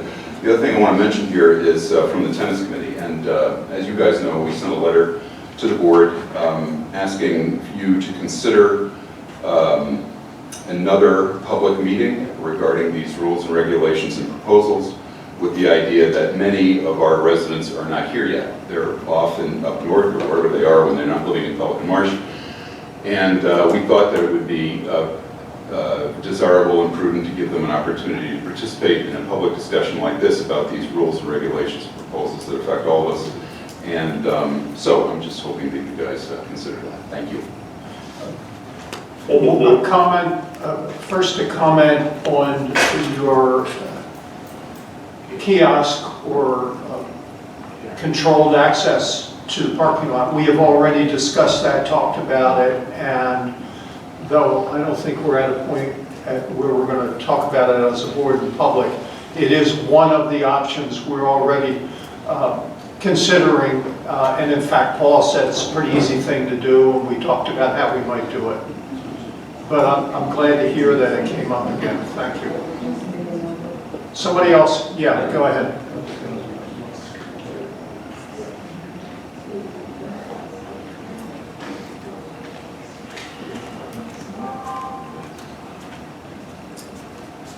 Hi again, I'm Rich Benson, Portofino. First of all, I'd like to thank the board for sending this out so that we could read it and reflect on it. So I think it's very important. We've all owned homes here. We've all paid at least $4,000 to live here. We had a choice. We could have lived in Pelican Bay and paid $7,000, but we knew we were getting a beach there. Here we know we're getting a location, we're getting a facility. So telling us, what the rules are for the facility is really a very nice thing to do, and we appreciate that. Also, I think, though, that we have to really be sure that these rules are the right rules. We don't want to have unintended consequences. So I think, we're at a tipping point right now. We've added, what we all agree is a big demand for parking with this pickleball. There have been many meetings over the last few months where we talked about we're going to be 25, 30, 50 parking spots short. And people have said, oh, no, that's okay, we'll go ahead and we'll do it. Well, let's see what happens before we institute any kind of rules that codify this. And I think Dave's comment was, let's take it easy and let's see where we're going. Because these may be the wrong ways to do things when we find out what really has changed in our culture. We're at a tipping point. so to speak. So having said that, I think we need to look at this guest thing kind of in a macro point of view. We've said no guests before noon. That's great. On tennis, on C23, which is Ski is page 5. Where? C23? Yeah. Yeah. There we say guest fees are waived and we give points A, B, and C. Then we go to pickleball, which is D24 on page 7. And there are A, B, C, and D. One got added. One called, on 24. Point B got added. The sponsoring member must be present. What does that mean? That means if I'm a pickleball court guest, I don't have to pay a fee because there's a member present. See, that is distinctly different than what is on the stuff for tennis. You're right. Yeah, I know it. And we'll take care of it. Yeah. I appreciate you pointing it out. I'm surprised that people don't find those things when they read these things, but I'm pretty good at this, so thank you. And I also mentioned about the parking problem too, and someone said I was pretty good at that too, right? Okay, good. So now let's go to bocce, F2, page 8. Let's see, F2. All guests must be accompanied by a member and pay a guest fee prior to playing. So that means that there's I guess leagues are, by the way, there's always a guest fee for bocce. And it doesn't say during season or not season. I think there needs to be some clarity around that. Or maybe we just draw a big Venn diagram and we put guests and indicate how we're going to manage guest fees, because I don't see a lot of consistency in all of that. And then if you go to the other groups, like the cards and stuff, or Bible, we have a Bible study group that occurs here on Tuesdays. And the rooms are never filled at 8 o'clock, we're always done by 9, but if I interpret by the legal rules here, then each guest has to pay some undefined fee to be in there, because, or they can't come at all because it's during season. And what about people who play mahjong? It starts at 12. I guess they can play and bring their guests because it's after 12. But is there a fee structure? And how many guests can a mahjong player bring? I don't know. It's because those things aren't addressed. But they can be addressed, and they can be shared with people, and they can be transparent, and we can all feel good about it.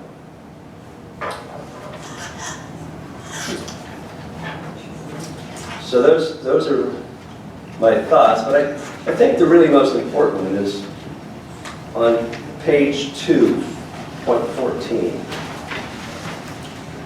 And this is kind of the key thing. It says, from January 1 through March 31st, I don't know why it's not April 30th, you can't have guests. And then it says, however, the board may expand or further limit guest use depending on the member demand. That is very vague. What I would do is say there ought to be a process for member demand. Let's say I want to start some sort of a group. I would have a document that I would say, board, here's my group. We're going to meet with these many people, we think, this duration, this location. We are going to take up X parking spots. We're going to do this and that, so that the impact on all the other groups can be assessed. You see what I'm saying? There needs to be a process by a demanding member to petition the board with the pertinent facts that you need to make your decision. If someone decides to have a pickleball league in the morning or something, or a tennis league in the morning, that's going to screw up everybody. But a member can make that demand, but if you ask the right facts, all the facts will be there, and then you can make the right decision for us all. Because bad decisions will totally devalue this community. I lived here for 14 years in a condo. I wanted to get a house. I chose to live here. I looked out to the east of 75. There are some great places there which have pools, snack bars, parking, pickleball, bocce, tennis, everything. But you know, they're out there. So I choose to be here. But if what's here starts to be problematic or unfriendly or uncomfortable, I'm not going to be happy.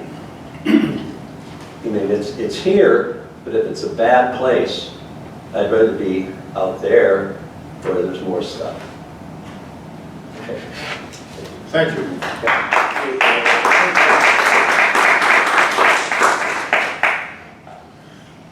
Any other hands up for this part?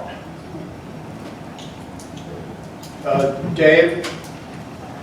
Okay, I want to thank everybody for their participation and all the ideas that came out of this as we take this into consideration and move forward. Moving forward, next will be 9.3. Jeff, do you want to handle that, please? May I just say something before we end? Sure. There was a request to extend consideration of the rules and regulations to perhaps not doing an approval at October meeting, but November meeting. I do understand, and I hope everyone has gotten the sense that many hands have been on creating the rules and regulations, in addition to the fact that once they were done, they were presented to all the board members. So we have had other opportunities to make suggestions, which were taken. And I don't know how much of a sense there is in the community that perhaps, you know, being able to discuss again at the next meeting, when there will be probably more people, and then doing it in making a vote in November after additions are made as were suggested today. I personally don't feel the need or understand the need to push it through, but I'm just saying that and would like to hear what other board members, how they would address what was suggested by one of our residents. I may speak. I think we're 7 people, and we're definitely not the 7 wizards of the world. We don't have all the answers. Rich Benson just came out, highlighted some very significant points. I think those are things that we should all think about, the board in particular.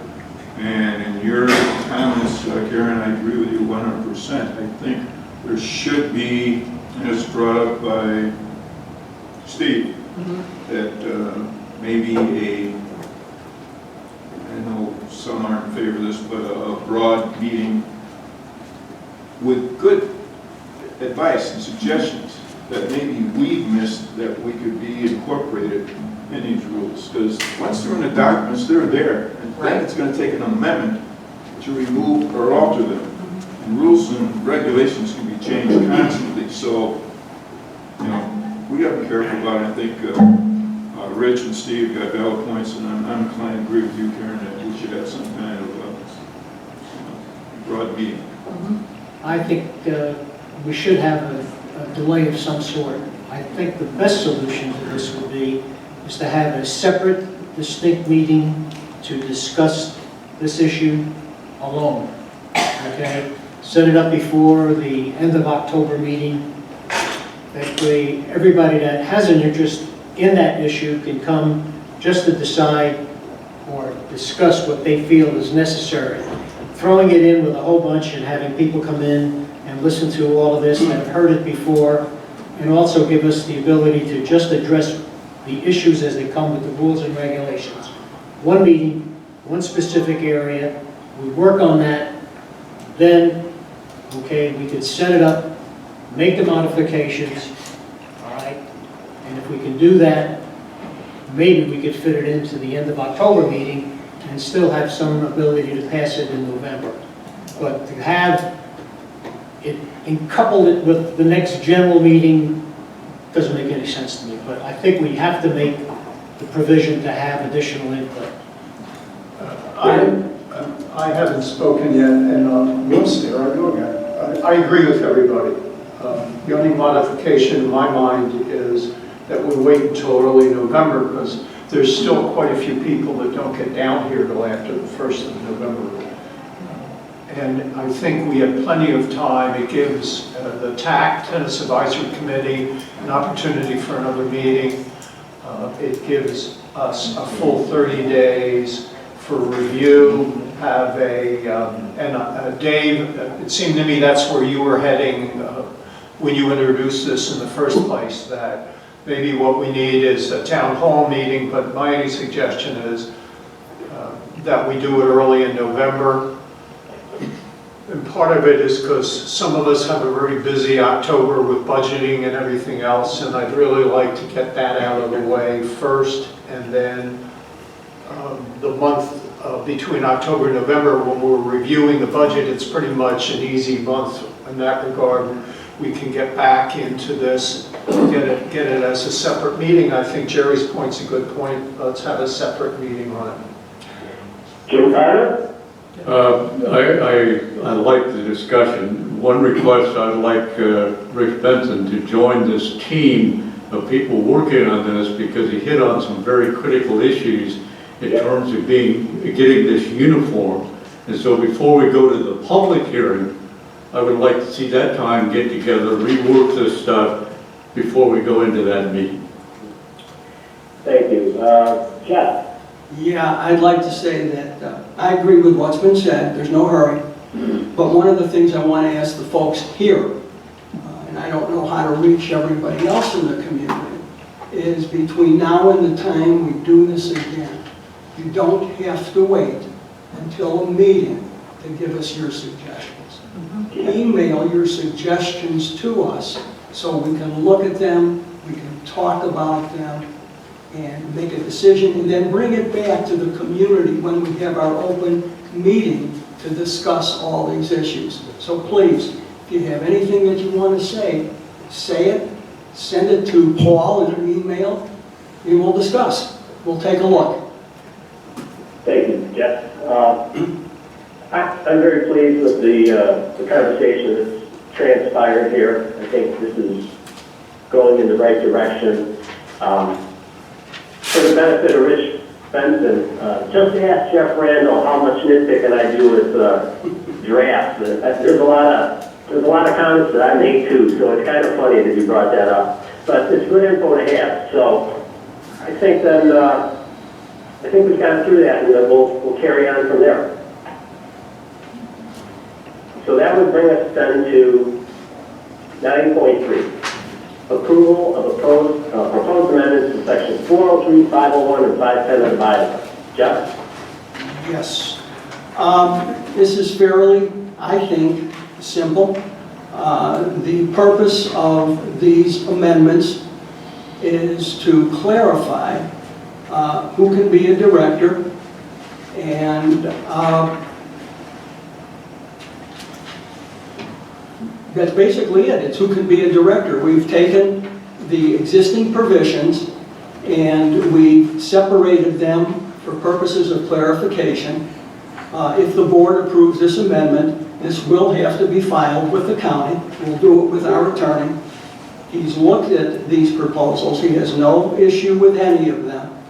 And if the board has any questions, I'll be happy to try and answer them. I open the floor up to the board for discussion on the amendments to the bylaws. Okay, the only question I had is, way back when Frank Garofalo was on this board and then got elected to the CDD board.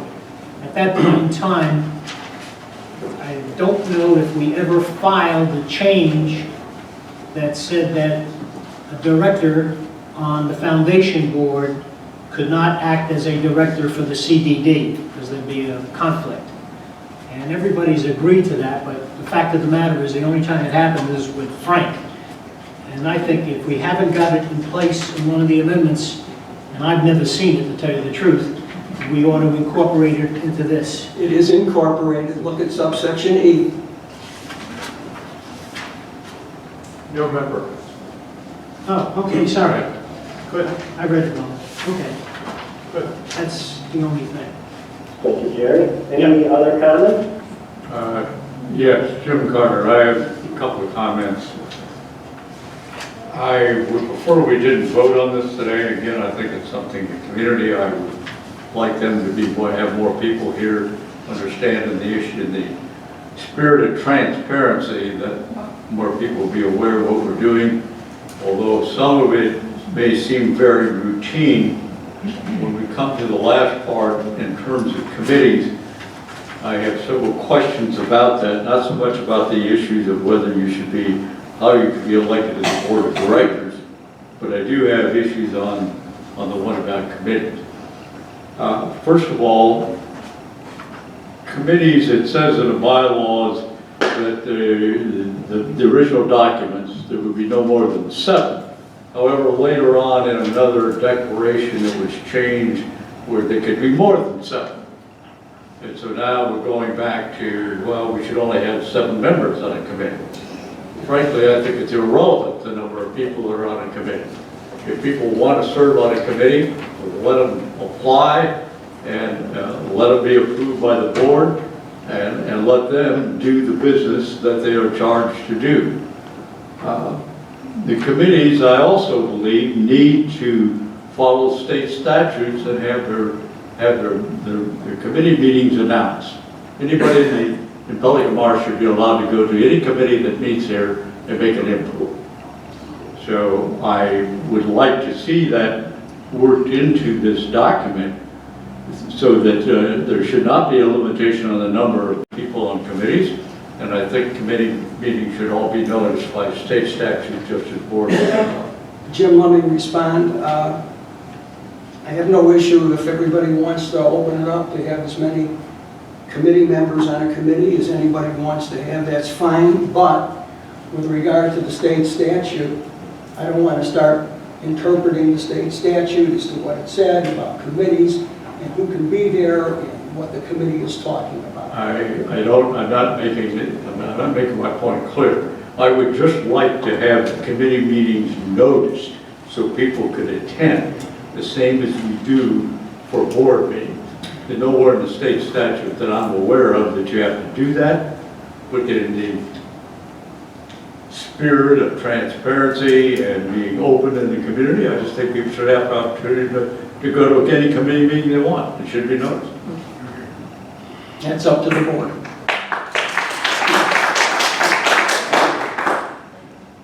At one time, that was a procedure. It fell by the wayside. Okay, there was a time here in the early days, everybody can remember that far back, where we provided notice of all committee meetings. As far as the number, 7 is just an arbitrary number. I always look at working ability. The more people you have trying to work the problem, the more difficult it becomes to get resolved to the problem. Excuse me, I'm looking good on this net. But the reality of it is, all you have to take a look at is Congress, okay? You got all these people all deciding what you're going to do for the rest of your life. 7 people is fine. As many people as want to partake, if you notice the meeting, the people that have interest in that meeting or that area that the meeting covers, they can attend those meetings and they can be heard. They don't have to be part of the fixed committee period. So it's a mute number. It's 7, 5, 4, 3, whatever, 18, but put it into a working phase. And it's easier to get a majority with an odd number, as they usually say, if you're going to vote. But they have no voting ability that is consequential to the board because they have no rights. Everything that a committee does has to come to the board for approval. So I think let's look along those lines. If we notice all the meetings, all right, as we did in the past, and continue that, I think that resolves the issue. I would agree with you, Jerry. If they would notice all the meetings, I'm comfortable with 7 seven-member committee making the recommendation back to the board. Jeff, can you add a Yes, an additional point Sure. to satisfy the board? Yes, but I'll add the point if that's what the board wants. Some of these committees are so loose that people will get together, there'll be no actual notice, they'll sit down, they'll have a committee meeting. And as Jim said, it's not statutory that these meetings be noticed. So what you're saying is that, for example, if the Fitness Advisory Committee has a meeting, then it's got to be noticed. Yeah. And if the Tennis Advisory Committee and the Design Review Committee, all those have to be noticed. In my opinion, it's not workable. You're opening up a can of worms. I will do whatever the board wants. It's not required by statute. Only certain requirements by statute require, if you're going to spend money, then you have to notice it. If you're not going to spend money, you don't have to. Well, Jeff, could you explain a little further why you think it's not workable? And the can of worms? Sure. Well, I'm going to interrupt for a second because I have a committee that I don't want to notice. I absolutely don't want everybody from the street walking in on the finance committee. On the finance committee. We talk about people's salaries, we get into things. Yeah, but that's covered in the statute. Well, I mean, it's a committee like any other committee. It's not the advisory. Jerry, if you're opening it up for notice, and you're opening it up to all the committees, and I'm telling you, for example, the Cable Advisory Committee, I don't know even who they are anymore, but if they meet, everybody's got to get notice. And how are you going to give notice to everybody? The Fitness Advisory Committee, the Tennis Committee. I don't think it's workable. It's just not workable, Karen. But you could make an exception to the finance committee. How hard it is to put out a notice that the fitness committee is going to meet on such and such date at a time. That, if nobody shows up, so what? But at least people know that there's a committee for fitness and they can go and attend it if they want to. We don't have that many committees to begin with. We're putting the six. Let me interject here. I don't think Ken had a chance yet to talk, but there are a number of committees, like the Design Review Committee. People, if you were to post that, no one's going to do that unless they got a bone to pick with the Design Review Committee's decision. But I do think, I know historically in the past, tennis was posted. Maybe bocce and fitness should be posted. How about the executive committee, Dave? There's nothing secret about it. Official committee. No, it is not. Maybe it would be like the. It should be the official committee, and that's what this resolution, or the Well, then subsequent I'm going to vote resolution against it does. because it is not a legal binding committee. If you It is want- an advisory group that was loosely put together. Three people cannot make one decision that affects this board in that committee meeting. You said It is something against very the law. important. You said something very important. It's an advisory committee. All of these committees are advisory committees. The only Well, if you want committees to that... exclude the executive committee from your great list, okay. But I'm not going to change my position that I think that the committees should be noticed so people have a right to know what's going on. And if you don't like that, just get somebody else to serve on the board. Well, on one hand, we're talking about transparency, okay, and on the other hand, you want to put a roadblock up for additional transparency. Rich came up with a couple of comments, and I don't know if Rich had the ability to review these minutes, or the resolutions that we put forward. He went over them explicitly on his own, and he had the opportunity to maybe go to a committee, okay? And I don't believe we had a committee on these resolution changes. We sure did. We did. Not necessarily an appointed committee. I'm on the board and I never heard about it. Oh, come on, Jerry, you did hear about it. We had an ad hoc committee. This wasn't done in secret. I didn't say it was done in secret. Did you know about it? Come on. Calm down. Public comment. Dave, we now have about 4 or 5 hands that have come up. Do we want to continue this discussion, or do you want to take a break from the board part of the discussion and listen to members of the assembled group?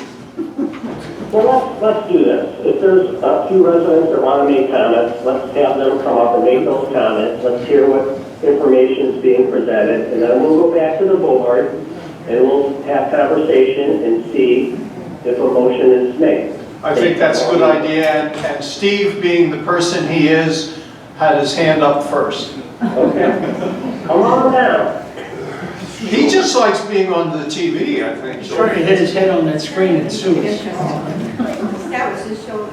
I strongly support Jim Carter's idea here, and I think that the community, the folks I've talked to, value transparency in their board, and I think that there's really no good argument for limiting transparency when we're talking about advisory committees that serve at the pleasure of the board and whose members are evaluated by the board. And so I think that if we look at this from a confidentiality point of view and a practicality point of view, things like the Finance Committee, it's obvious why there can't be public notice for these meetings. They're confidential.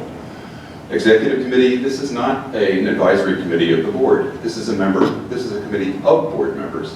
The advisory committees, tennis, pickleball, fitness, etc., should all be noticed. The tennis committee puts out a notice before every committee, and we expect and welcome public attendance from people in the community.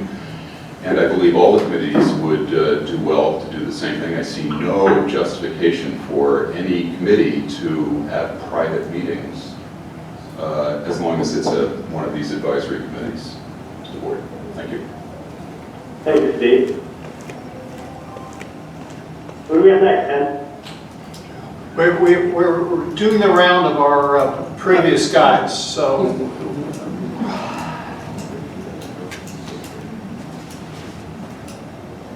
Bill Carey again.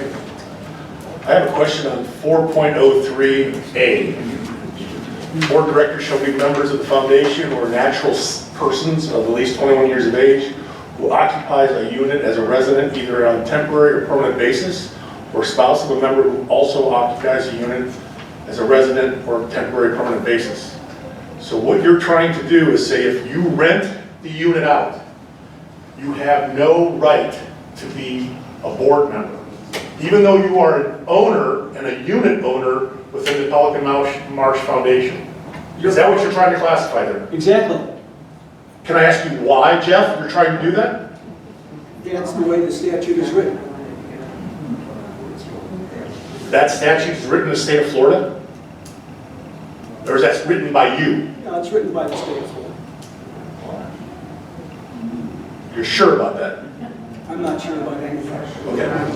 I have a problem with that because you're excluding people like myself. If I keep my house here and I move into Tiburon across the street, I'm still within the same CDD, but I'm not living in Pelican Marsh and I don't have the right to be a board member on the foundation here? That's what it Being a says. past foundation board member?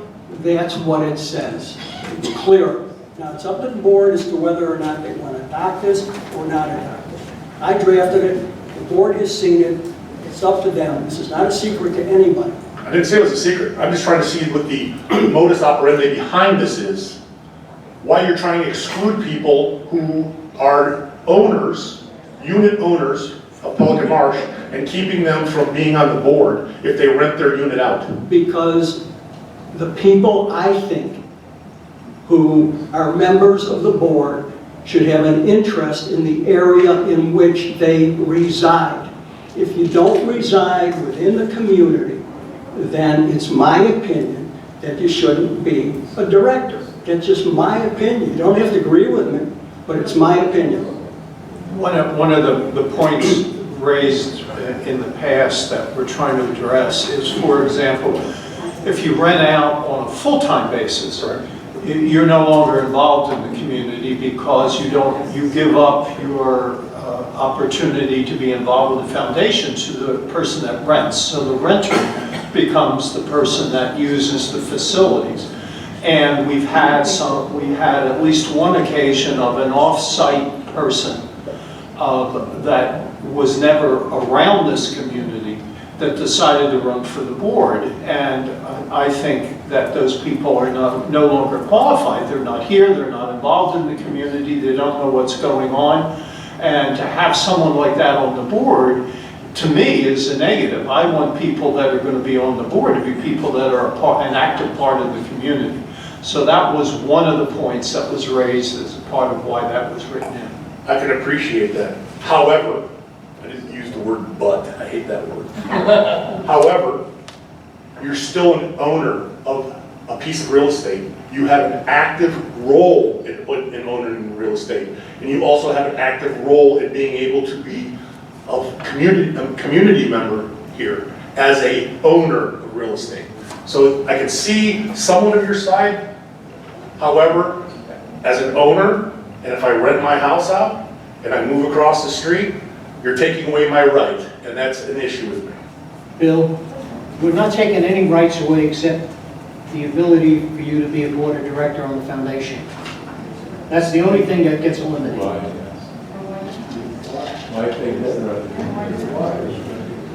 Because you're not around, you're not involved, you're not a part of the community. If you rent out, that's the rationale. You own, you care.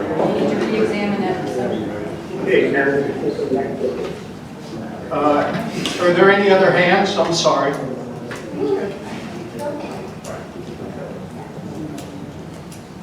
Pat's coming back up. Pat Jordan. I looked at the state statutes. Statute 720-306-1B says that you cannot change the documents without a vote of the membership. How do you get past that in this particular case? Aren't the bylaws part of the documents? No, the documents that they're referring to in the statute, the document is the declaration. It is not the bylaws. Our bylaws provide that if there is going to be an amendment to the bylaws, it's a majority vote of the board after 14 days notice to the residents. So the residents do not have the opportunity to vote on an amendment to the bylaws. Aren't the bylaws part of the documents? The bylaws are not part of the declaration. It says documents in the statute. It's governing documents, and the documents are the declaration, the articles of incorporation, the bylaws, and then we will also have the rules and regulations. Each document is separate. Read our bylaws, and I think it's section 11.1. Well, according to the Florida statute, you can't change any of the documents and the bylaws without a two-thirds vote of the membership. That's the way I read it. Yeah, but you just read something that didn't exist. It doesn't say bylaws. Correct? You added that. The bylaws are part of the documents. That's your interpretation. Check. Go to. Wait a minute. I did ask an attorney on this, and he agreed with me, but you guys know more than I do. The only thing I'm going to tell you is that none of the things we ever put forth are put forth without having review of our attorney who says this is the way the facts are. When Jeff says what he says, he does not say it as an attorney. He says it as the person that put this together and reviewed it with the attorney. Let me just briefly respond and say, if you have the opportunity, look at section 11 of the bylaws. In essence, it says, amendments to these bylaws shall be proposed and adopted in the following manner. One, there's got to be a proposal. The procedure, if any amendment to these bylaws is so proposed, there has to be 14 days prior written notice.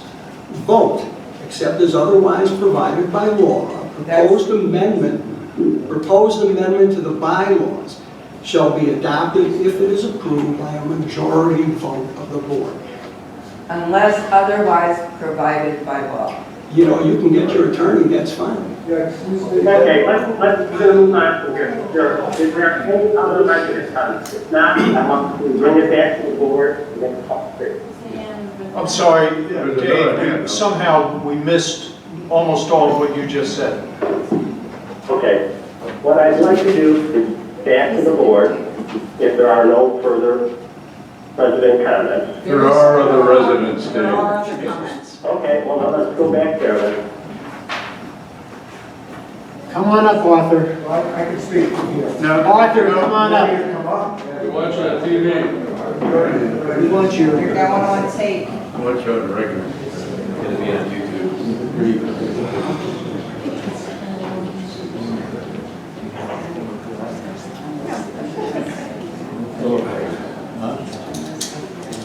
Arthur Goldstein, Claremont. I think some people are forgetting that we're really neighbors and we're supposed to be friends and neighbors. Regarding the statute, there's a little dispute between Jeff and other members of the community here. Can I suggest that if your attorney draft a document stating specifically that this is not in violation, that those codicils written many, many moons ago, and the statute has since changed, that they're not in conflict with state statute. Let the attorney write it on his letterhead and sign it. And I think that might satisfy a lot of people. Also regarding transparency, committees, size of committees. Jeff, I don't know when did you move into this neighborhood? No, I'll tell you why, because you may have participated, you may not. I served on a committee of about 20 people when we ran, Jerry will remember, we ran a Las Vegas night. It was oversold at $75 a person because we had a large committee. Because when you're on a committee, you have friends. And friends bring friends to an event, which make things successful. The more people involved in something, the more support you get for it. And that is true of anything, whether it's pickleball, tennis, bocce, basketball, bowling, whatever you want, a party. You look at things very differently. And I'm going to say it. You look at these people as an impediment. They're not. They are the owners. They're your neighbors. And things don't get screwed up when people get up and stand up at a meeting and say, you know, that thing that you proposed, it looks okay, but take a look at this. If you get the input of the community, you might have things come out differently. I remember when Jerry, you were president of the board, and John was president of the board, and you built this place. They took a lot of grief because they had meetings and they opened things up, but they ended up with the support of the community where they voted to build this building. So having people here behind you is better than doing things quietly. As far as the executive committee, let me just say something about that. That is not a legal committee. You're not permitted really to do that. Because you're meeting and discussing things and planning things, and then all you need is the vote of one person. That meeting should be open. The finance committee, none of those people, you and a couple, the president, the treasurer, maybe the vice president, are privy to salaries. That's something else. But when the finance committee meets, they're looking at the finances in general with a general, administrative salaries, tennis salary. They're general, they're not specific. So those meetings should be open also. Meetings should not be closed to the owners. To the owners. And regarding membership, I'm familiar with the condominium statute, I'm not familiar with the HOA statute. A owner who's a non-resident can serve on a condominium board. And a renter also, by the way, can run for a condominium board. But you can't in a homeowners association. That's what I said. I'm not questioning that. I think, again, I'd like to see your attorney on his letterhead simply state, this is legal, this is okay. That's all. And I think you will have conflict then. Wait, And there's no reason to challenge people here and say, well, go get your attorney to, you know, to review it. Go spend money. I apologize for having. You don't have to apologize. No, but I want to apologize. I shouldn't have said it. It was out of hand, and I apologize. as a practice, we don't pass anything without getting our attorney's approval. And so when we put this together, we put it together and review all these things with him. There is absolutely no problem doing what you suggest, which is if we've got owners that have a particular problem with something, having some response from our attorney more directly than us saying, we've reviewed this with our attorney. So I don't think any of us have a problem with that. But I think it's a point to make is that anything that's going to become a bylaw, a resolution, any document like that will get reviewed with our attorney. Now, I do recall a number of years ago when Jerry was president of the board and they made a change in the bylaws. Correct me if I'm wrong, because I'm 75, so I don't remember too well. But we did, we create, you know, the fee that was collected from, you know, from a sale. Resale fee. The resale fee, thank you. Basically, it was put out to the members, the owners. You know, this is what we would like to do, a third for this, a third for that, a third. We voted on that. We voted on that. They made an effort, that board made an effort to go to the owners and say, look, this is what we'd like to do. We'd like you to vote on that. There's nothing wrong with having owners vote on changes in the bylaws. I do think it's in violation of the statute, because the statute has changed since that document was written many, many moons ago, and it was really written for a builder. Thank you.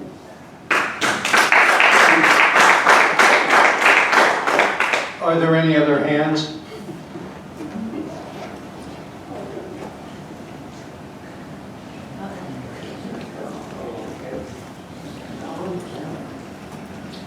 I'm Joan Vogel. I'm an owner in Eagles Walk, and I am a member of the foundation. I own the unit. It is currently tenant occupied. There is a procedure, a formal form through Pelican Marsh Foundation to determine whether it's the tenant or the owner who retains the membership. And in my particular case, my husband and I elected to retain the membership, and our tenant does not have the official membership. So there is a distinction between owner and member that can occur when there's a tenant involved. But there also is a form that's a formal part of the documentation when you rent a unit out. There's a very formal procedure through the Pelican Marsh Foundation to make that rental situation official. The wording that you have in this proposed document really, I think, since we don't have the original wording of what it was, it's a little hard to tell what changed. But throughout, it talks about resident, and it never in that documentation says owner. And I think that your intention is owner/resident.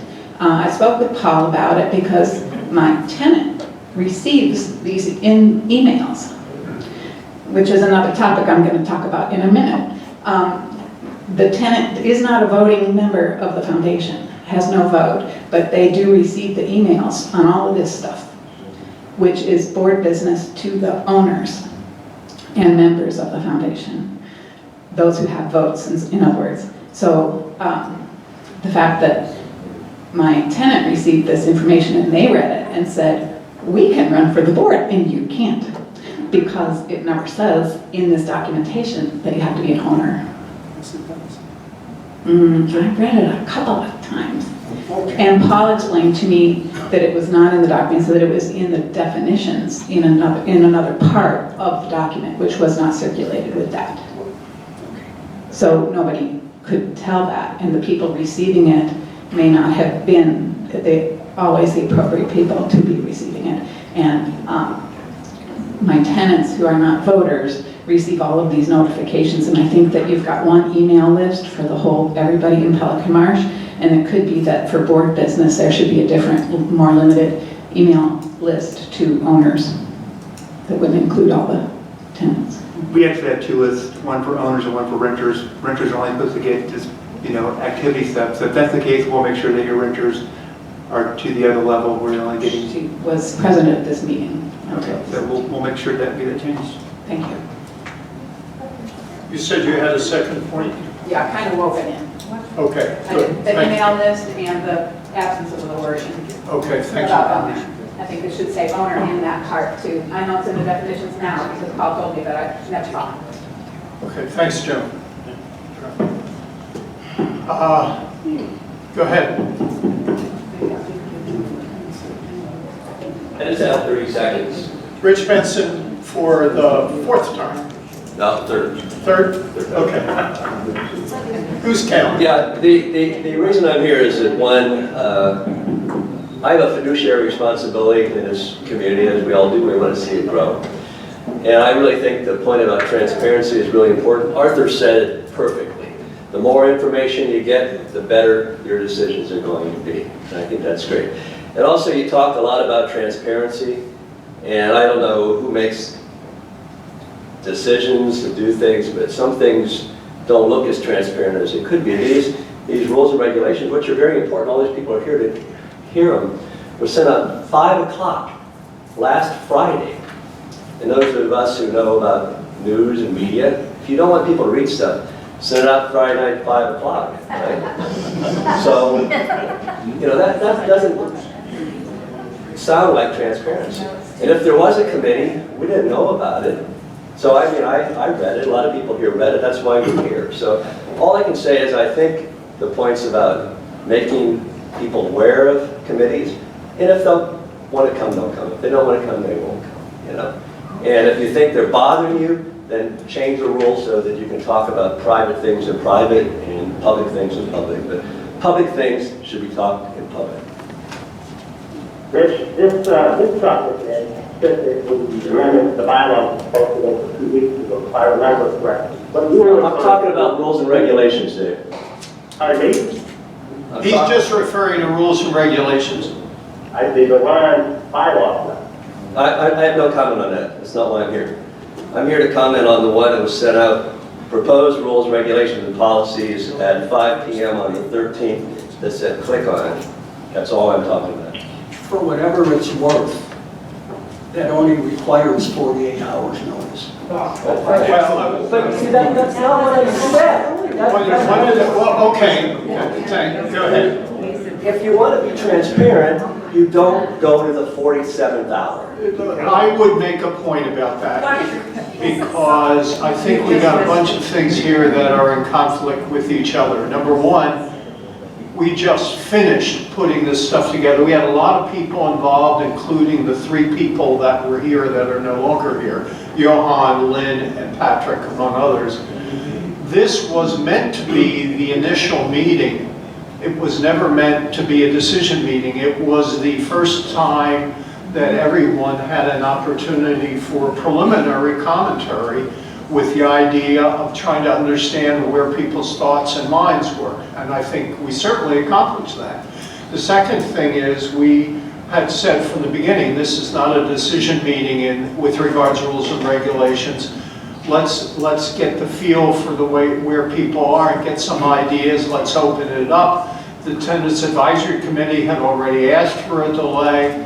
So it was not meant to be a last minute, but it was rather meant to be an opening of which we at the very least would have another 30 days after this meeting before the next meeting, which would have been the earliest anything would have been done. In fact, more than that. So we can't always get things done so far in advance that we do other things for a living also. So we do the best we can. The committee that put this together put a lot of effort into rules and regulations, and we will keep it open as long as it's necessary to get input. As far as this whole concept of committees, I think there's a strong feeling on the part of the ownership that we find ways to make things more open and transparent, and I appreciate that input as one of the board members, and I think we support it. We'll now go back and look further and see what we can do to make it work. Okay, thank you. I would like to, if there are any more comments about 9.3 from the residents that are new information, let's have it, otherwise I'll bring it back to the board.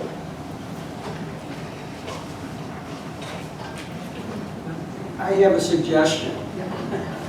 Okay, Jeff? And I'm talking about 9.2, which is the rules and regulations, the amendments 9.3, and 9.4, the approval of the resolution designating committees, that they all be continued. To give everybody the opportunity to make whatever comments they want to make, to meet, to make suggestions, and have us all work together. And that's my suggestion. Why don't you take that as a motion, please? That's my motion. Okay. Second it. You mean to table it? No, just continue it to the next meeting. I'll second that motion. All in favor, please say aye. Aye. Opposed? Carried unanimously. Thank you very much. 9.5. The DRC committee reviewed 2 applications for approval by residents for architectural changes to their home. The committee reviewed and considered those approvals consistent with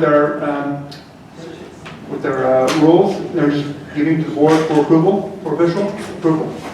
Move it for approval. Second. Thank you. All in favor? Aye. Okay, 9.5 carried. Item 10. Board member comment. Should we start with Karen? Yes, sure. Yeah, just to summarize, I am hoping that the residents who are present feel that we have listened to you and that we're not going to make decisions on either. Well, we weren't going to do it on the rules and regulations. So that is going to continue discussion. I think I support more what Ken was saying in terms of, let's go into November, and Jerry's suggestion that we have a very specific meeting just around rules and regulations. And also that the amendments be revisited with input from the community. And I would say that I personally support notice for meetings, for advisory committee meetings. That's just my personal feeling. But I'm glad that we're going slowly here. There's really no rush. I've never seen a rush for this. It's not like, we have to meet some deadline. I think it's better to do it well and continue to have input. I do want to say one thing. Is Rich Benson still here? Have you ever looked in the refrigerator and not found something, and then your wife went and she found it? You didn't see it? I think that's exactly what happens with any kind of document anybody's looking at. We all look at it with different eyes and fresh eyes, and I always want someone to look at, when I'm missing something, I like them to look at it as well. So thank you for your input, Rich. You're welcome. Okay, but I think there were a lot of eyes on it, and we need new eyes all the time. Thank you. I've heard the devil is in the details. The devil is in the details. I agree with that. Okay, thank you. Thank you. I agree with what Karen said. I don't have anything to add to the conversation this afternoon. I'm glad we're just looking at them today, and we'll not take any action on this until further meetings and reviews, and we give everybody plenty of time to look at it and to give everybody major notice so they know to be here to discuss it. Thank you, Jim. Jerry? I've said enough. Yeah. No comment. Thank you for your contributions today and throughout. Ray? I just listening to everything that's going on today as usual. Everyone's got an opinion. Opinions are not right, they're not wrong. They're just an opinion, and when we get them all out there, I think we can create a better atmosphere for everybody here. Thank you. Ken? I'm done. I will refrain from making any additional comments, and now open it up to the audience for questions.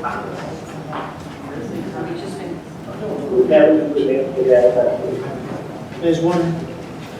I just have one, you mentioned something. Come on up, please. Well, we have part of the open session, Dave, we have another, We have another entry. Suzanne Kellum, True Lakes. Thank you. You mentioned something about areas for people after they play, the pickleball people or the tennis people.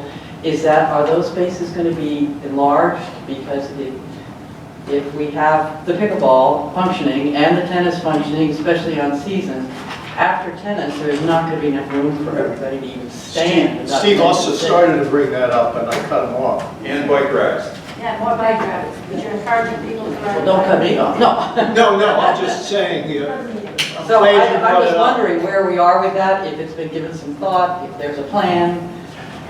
That's my question. Well, with the addition of the new synthetic turf areas next to the pickleball course, that will allow for more areas to place seating.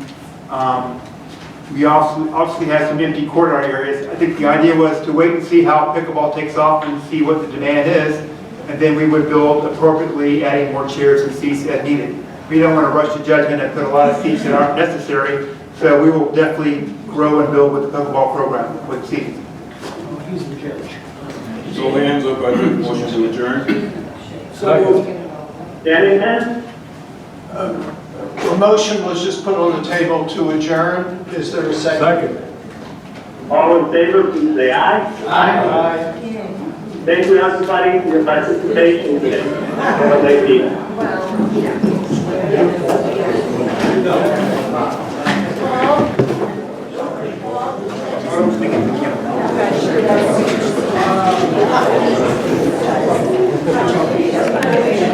Yes, sir.